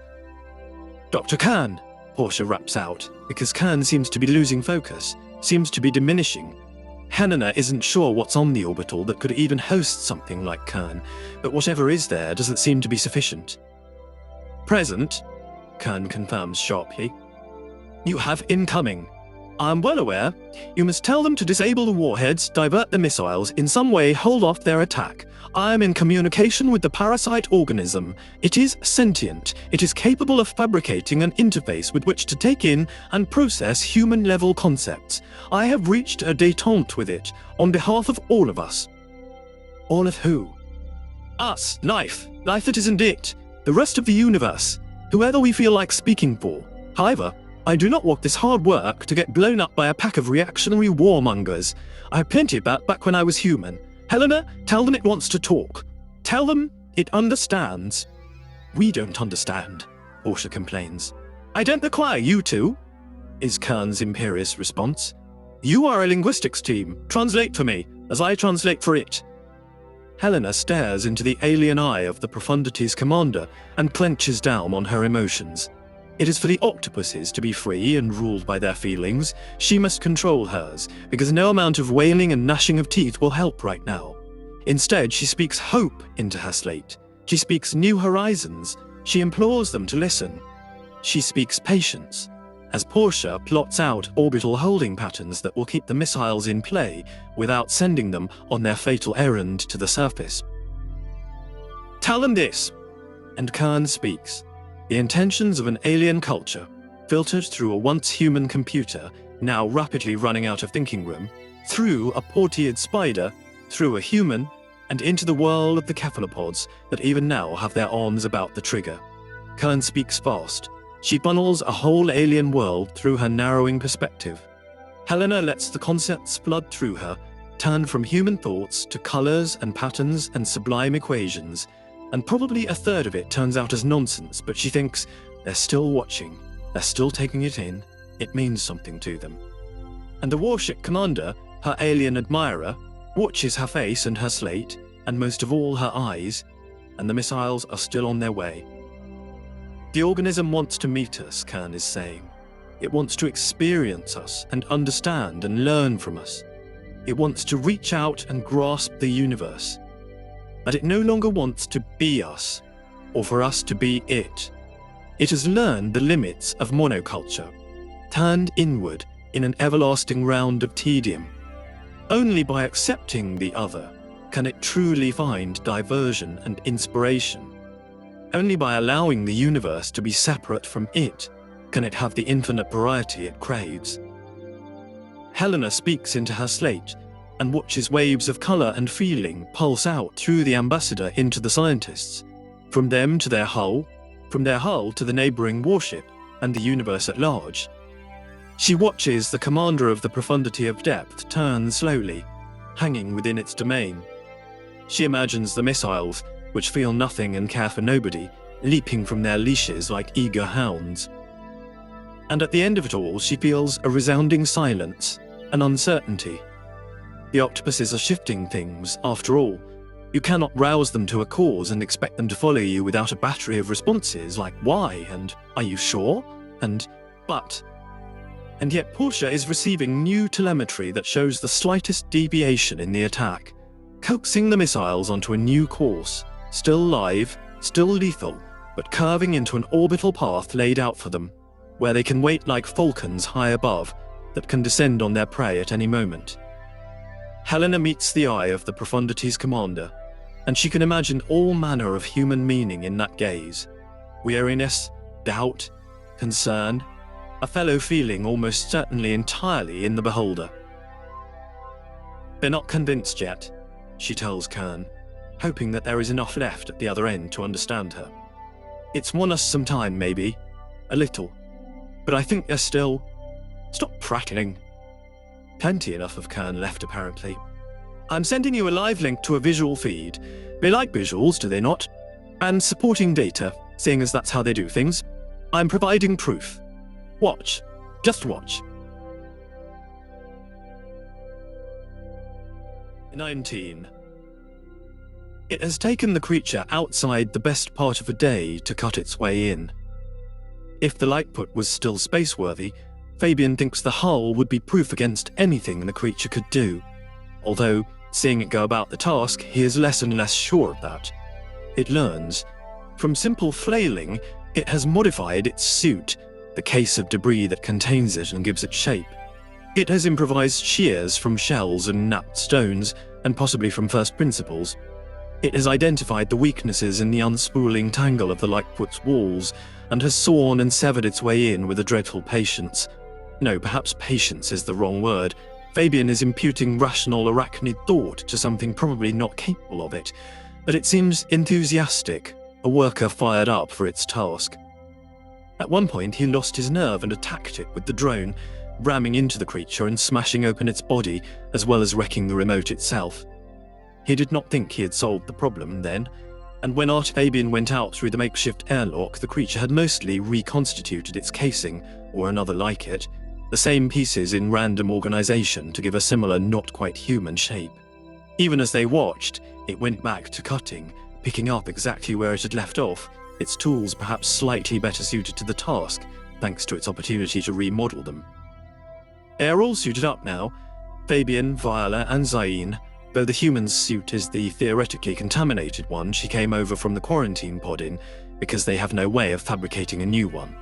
Contamination, Fabian suspects, is going to be a moot point very shortly.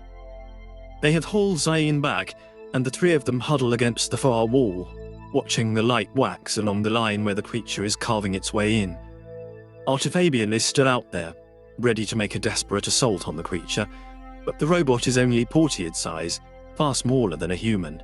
Fabian can't see that it will make a dent. I suppose we have free rein in respect to final messages? He shuffles out, his words heavy and laboured through the encumbrance of his suit. It is possible that we are still being recorded and that the recording will eventually reach the Voyager, Viola tells him primly. I recommend dignity, therefore. Fabian had a great many things to say, in the certain assurance none of it would ever be heard by the wider world, and so that puts kibosh on that. Some of those things were about Viola, others about the matriarchy and his experience of it, and his great bitterness about not achieving his potential, and being driven onto this ludicrously dangerous mission as the only way he could pursue his researches unimpeded. And probably something regretful about Meshna. But right now, that is far down the list. Now Viola has introduced the threat of posterity, and he feels the clamp of social pressure again, even looking death in the piecemeal face.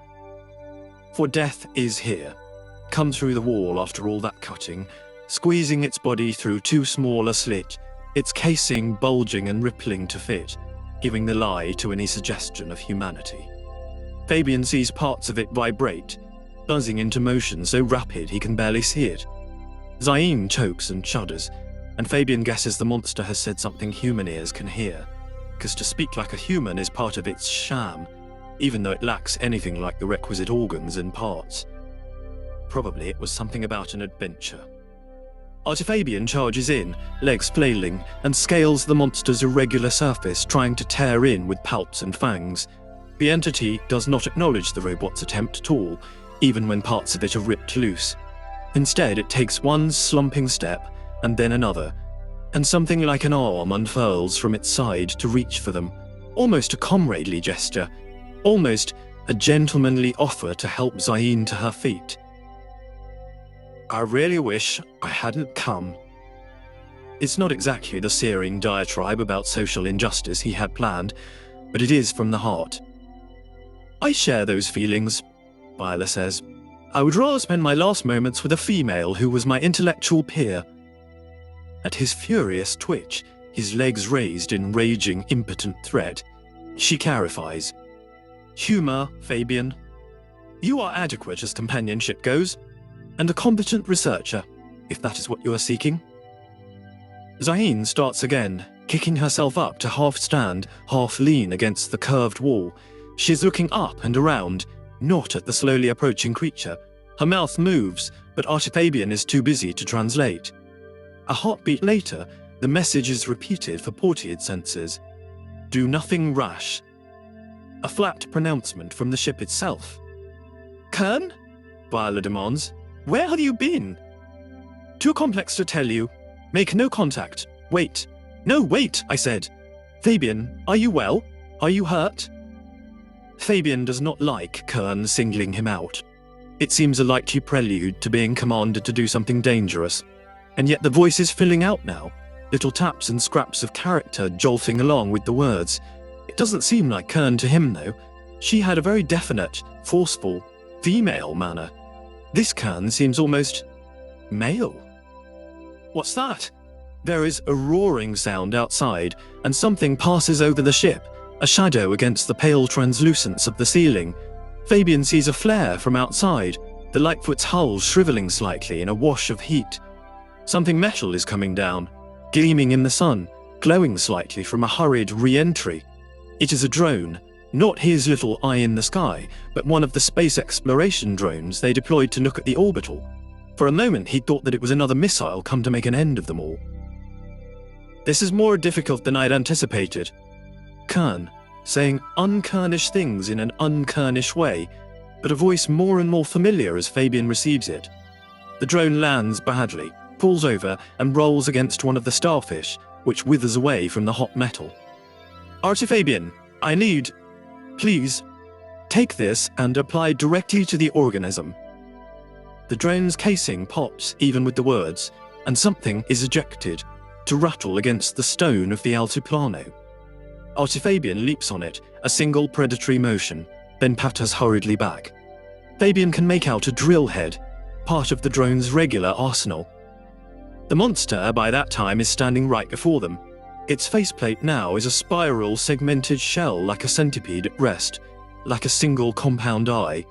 It seems to regard them, and Fabian shuffles left and Viola right, trying to split its attention. Zayn is its focus though, and she is in no physical state to get away from it. Her face is twitching like something caught in a web, her eyes very wide. Fabian leaps, driving the drill piece into the gap already torn in the creature's outer shell. For a moment it seems a magnificently pointless gesture to Fabian. Then Viola is at a console, having shuffled considerably further than he did, and is receiving data from Kern, or from whoever is sitting in Kern's place. A makeshift syringe, that drill, containing more of the same. Viola cannot understand it. Fabian has just injected the creature with a shot of the same organism, the specimen from the orbital. Just wait, the computer's voice tells them, still filling out with personality. It'll be fine. We're golden, Fabian. There's so much I need to tell you. Meshna? Fabian asks timidly. Partly. I've assumed Kern's functions, or I'm trying to. She put me in here, but none of it runs as easily as she said it would. And where is Kern? Viola demanded. She withdrew to the implant, Meshna says. This is her plan. I'm just doing my part. What's it doing? This is Fabian, translating for Zayn, because the creature has not moved since the robot struck. It might as well be an ungainly statue, one arm outstretched towards nothing. It's receiving an ambassador, Meshna tells them. It is hearing a revelation. It's like religion, really. And if we're right, it's not a threat anymore. And just maybe it's an opportunity. Meshna does his best to keep the Lightfoot in repair over the next several days, enough that none of them starve or run out of power or are forced to trust the vagaries of the local atmosphere. Staying suited is a profound inconvenience for everyone concerned, but even if the parasitic entity is not airborne, nobody wants to risk there being something else with which no diplomatic treaties have been drawn up. The thing itself, the humanoid thing of rock and shell and slime mold ooze, has gone but not far. It squats out on the plateau, and the starfish have laboriously crept away from it because they can sense what it is. To Fabian it has a weirdly tragic air, a thing rejected even by its own world. Meshna has explained what Kern did by then, what she made the parasite understand. And what one sample understands can be instantly assumed by any other colony it comes into contact with. The organism is many, but it is also one. Microscopic cells trading encoded understandings like Earth bacteria exchange immunity genes. The parasite will be different going forwards, Meshna claims. It will not seek to come as a devourer, but as a co-traveler. Viola is already considering how such a thing might be of use, how its understandings might be put in service of the Portiad drive for knowledge and discovery. Fabian has already decided that this is one branch of science she can have sole dominion over, as far as he's concerned. And at last the cavalry arrives. One day they glance at the sky above, and there is something there, like a second moon. Not the science vessel, nor its military escort. Certainly not the Voyager, which still lurks in the outer system, too far to ever tender aid. Instead, Meshner introduces his crew to the profundity of depth, the curved hull of which shimmers with colours as though it is shouting insults at the planet below. Insults, perhaps, but no warheads. The rescue comes soon after, a spherical vessel tumbling from orbit unmanned to scream like a banshee on jets of superheated steam as it hovers over the Altiplano, spooling out tendrils to gather up the Lightfoot entire and repatriate it to space, rather than just snatch up the individual crew, which, from Meshner's disembodied point of view, is just as well. They will be kept in strict quarantine for some time, but time is what they have regained now they have escaped being stranded on an inhospitable alien world. Eventually, the science vessel and its escort arrive, and the Lightfoot crew are reunited with Helena and Portia. The scientists themselves have already lost interest in their new allies. They're going over the orbital with great enthusiasm, dismantling a great clutter of mechanisms for further study. They have come after their scion, Noah, whose work was so rudely interrupted. For them, the fate of the parasite and the alien ambassadors was only ever a sideline, a gambit to keep the warmongers away while they worked, and one that has paid off. 20. By the time the Voyager finally arrives, after crossing all the great empty reaches between the outer solar system and the shores of Damascus, Helena is at the level of ordering creature comforts from the Octopus Orbital's fabricators. Human and portiered food constructed from spare molecules, furniture, laboratory equipment. They have a little enclave, the Lightfoot structure worked into a section of one of the home ship globes, the one bubble of air in the great watery necklace Damascus wears. A year and more as guests of the octopuses, and they are still not exactly trusted yet.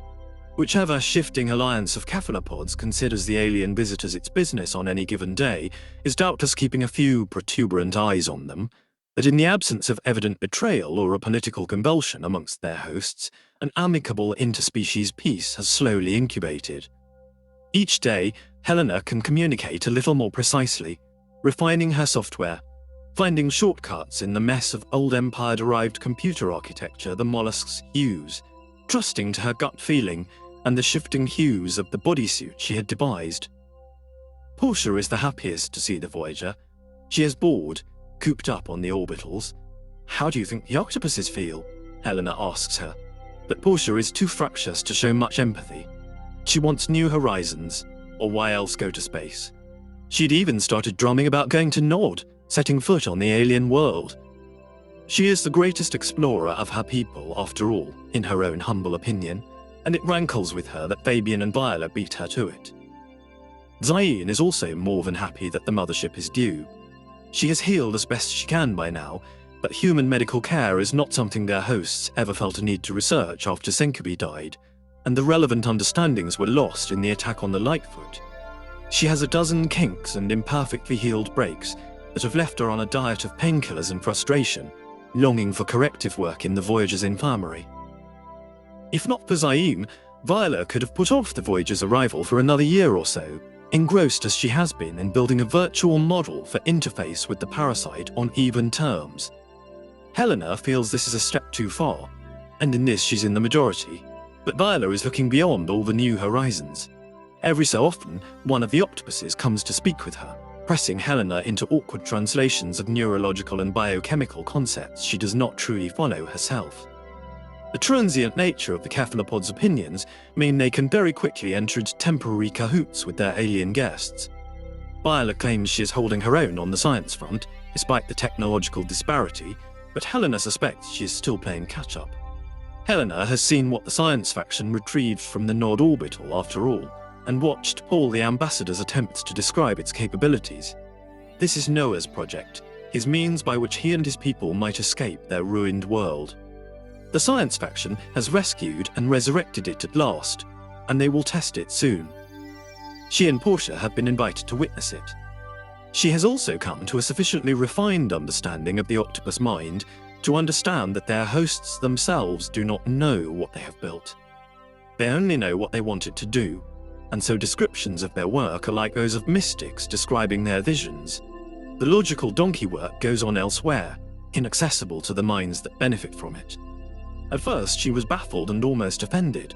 This is not, after all, how sentience should work. Humans and portids agree on these things.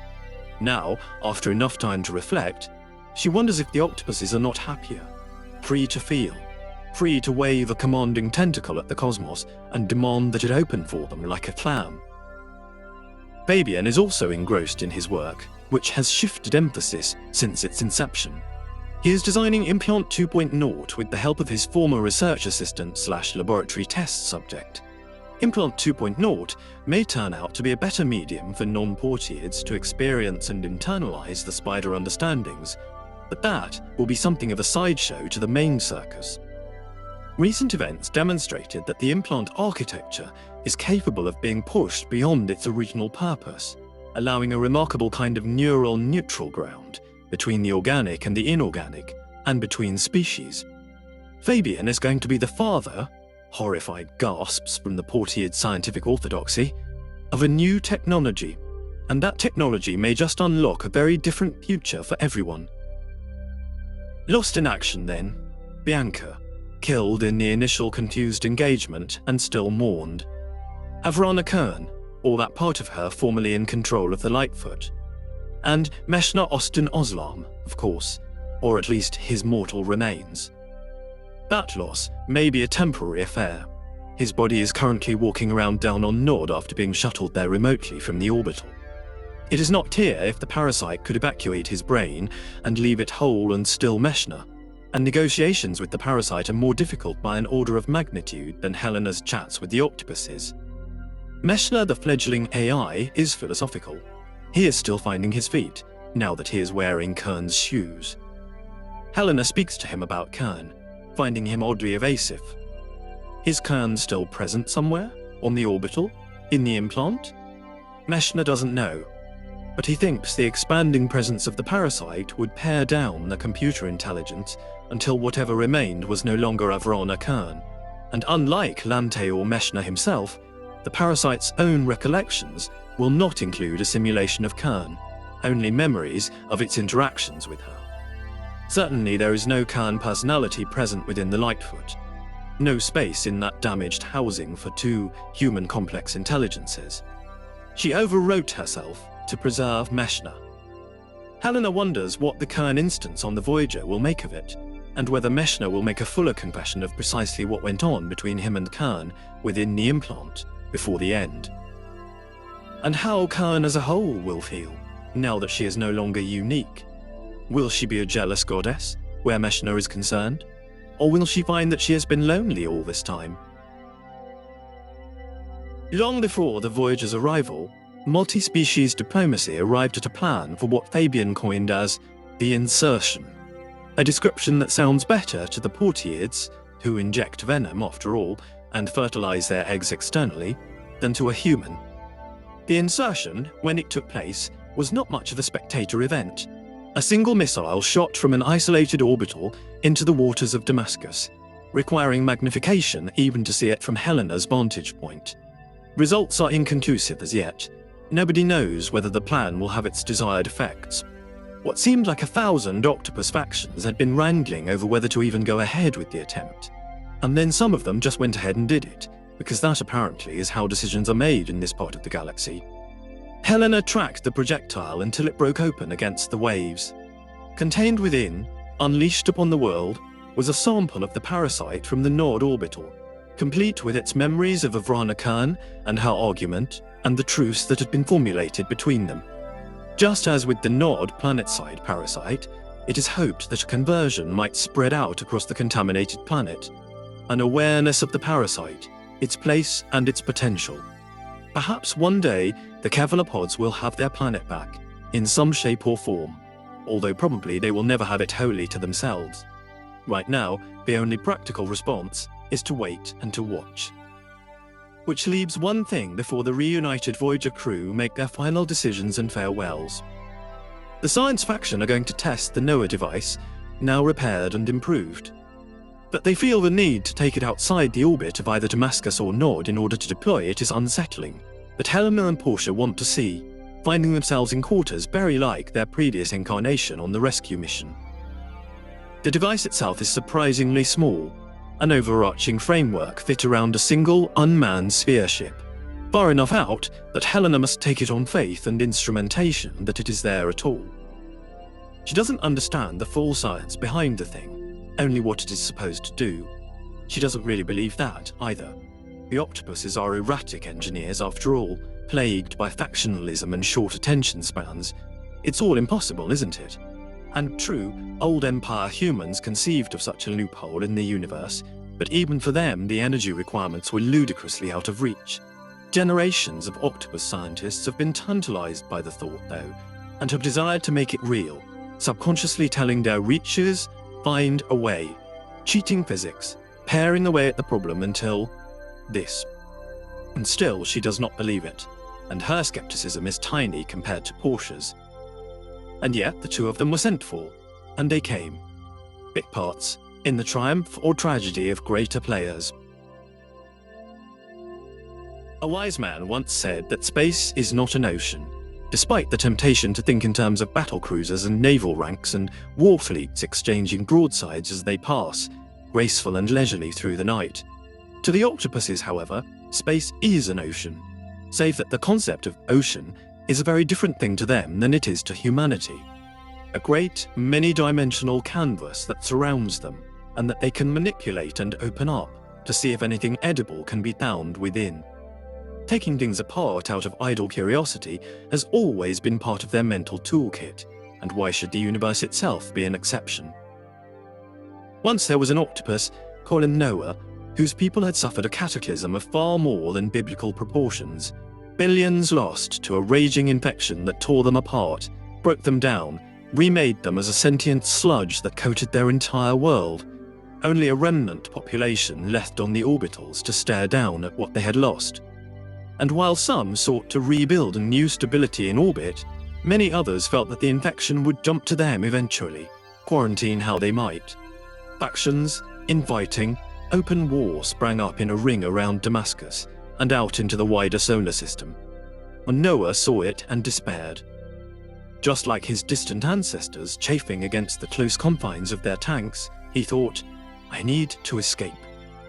And Noah knew, or his reach did, that the universe was vast, and that anywhere he might want to flee to was unimaginably far away. And impatient to be gone, his reach threw out such long-term plans as cold sleep and generation ships in favor of this. Space is an ocean in this sense. It has waves and currents, and while there are hard and absolute limits to the speeds that objects can move through space, such limits do not apply to space itself. When they test Noah's device, it vanishes instantly. The octopus scientists are split, some hailing this as a success, some as a failure. Their instruments are ambivalent as to what happened, because their instruments cannot yet test the principles that they are deploying, a common problem given the leap of inspiration nature of cephalopod science. A year later, however, the signal will reach them from a light year out in the void. The device arrived successfully, having manipulated the expansion rates of the space immediately before and behind it to travel the distance in a matter of subjective hours. No return trip had been planned, however, and the actual signal will be forced to travel the old-fashioned way, under the stern eye of a relativity that does not even realize it has been tricked. Future, where 2 or 3 shall gather. Epilogue. Our ship has spread its wings to the light of a fierce red star, great sails drinking in the nuclear light as half our crew run a brief survey of an interesting-looking moon. There is nothing habitable in this zone. Planets 3 times the mass of old Earth, with 100 atmospheres of pressure on the ground. Not that the pressure alone is insuperable. The octopuses can adapt themselves to that kind of environment readily enough, just like being a kilometer down on the ocean floor. And they could even take me down with them, if I asked nicely. But it's mostly fire and acid down there, and we didn't detect anything on our shopping list, and so why bother? We have the whole universe, after all. A couple of the outer planet's moons are another matter. Organic chemistry on one, and some odd little energy traces on another that might be something inorganic but also theoretically alive. Life is always the big prize, sweeter than the rarest element, although usually it's something right on that boundary between life and complex chemistry, or something best studied under the microscope. Although I know better than most that just being microscopic doesn't mean simple. Every ship is different, depending on who got the building rights. Ours is cephalopod made, meaning that our non-aquatic crew members traded their lungs for gills for the trip. Swapping back is easy enough these days after all. We have 5 different species aboard, plus myself and the other 2 interlocutors. We are all children of Earth, one way or another. Products of the terraforming program and the Rus Khalifi virus, and in one case, a wholly unexpected collision between a Corvid genome and an alien molecular catalyst. And we have the artificial intelligences too, and those that are neither one thing nor another. And some of us are children of Nod as well, either lifelong or just renting space. The first reports of the survey crew suggest that they have found life, but barely. They will take samples, expand our archives. We might walk the cold surfaces of those moons or swim their subterranean oceans, but we won't interfere. Someday we'll be back, 1,000, 100,000 revolutions later, to see how they're getting on. But there is always that slight dissatisfaction, that they cannot know us, that they cannot join us in our endless journey. Messages are coming in from other ships. The oldest crawl to us at the speed of light. Ancient news telling us what our ancestors did, what our cousins found. We mark out some worlds worth revisiting, other hotbeds of nascent evolution that might even now be lifting sensory organs towards the starry sky. We note the passing of our kin and friends, the birthing of new ships, songs and stories and jokes that travel between the stars. Some we appreciate. Some are grown so far from us that we cannot follow their meaning. If we met them though, those other travelers, we would be able to look each other in the eye and see our own reflection. What else is an interlocutor for? Then the real news comes in.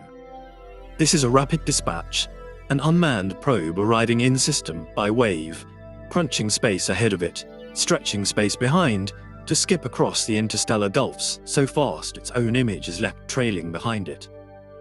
The energy demands of wave travel mean only the most urgent news gets sent this way, and this probe has gone to where its makers knew we last were, then followed our beacons, wave crest to wave crest, until it found us. What can be so urgent? Some of the crew always think of war when it comes down to this. But what war? What is there to fight over? In a universe that is bigger than even we can ever exhaust, with more of anything than we could ever need. There are no empires in space. If space is an ocean, it is one without shores. And it is not war, it is discovery. On a far world, about a far sun, a small ship of our cousins has found something remarkable. Unequipped to properly explore, they have sent for their kin, who can do the site justice. Us. We send for the survey team in a fever of excitement. In a year, they finish up their work and return to us, data in hand. What is a year, after all, save an obsolete Earth measure of time? We have all the time the universe has to offer. The ship is charged by then, and we make our own waves, riding the negative mass across 100 light years. The process is almost energy efficient now compared to the early cephalopod experiments. And we arrive, a century or so after the original pioneers sent off their message probe and went on their way. What is a century after all in the eye of the universe? On the 5th planet of this system, there is a beacon for us, and in the heart of the beacon is something left just for me. In orbit, we see exactly why the call went out. Most likely it went to others too. We'll have a proper family get-together here in a few decades, all the gang back together again. Anyone with the interest and the means will be rolling up the fabric of space-time to get here. The more the merrier.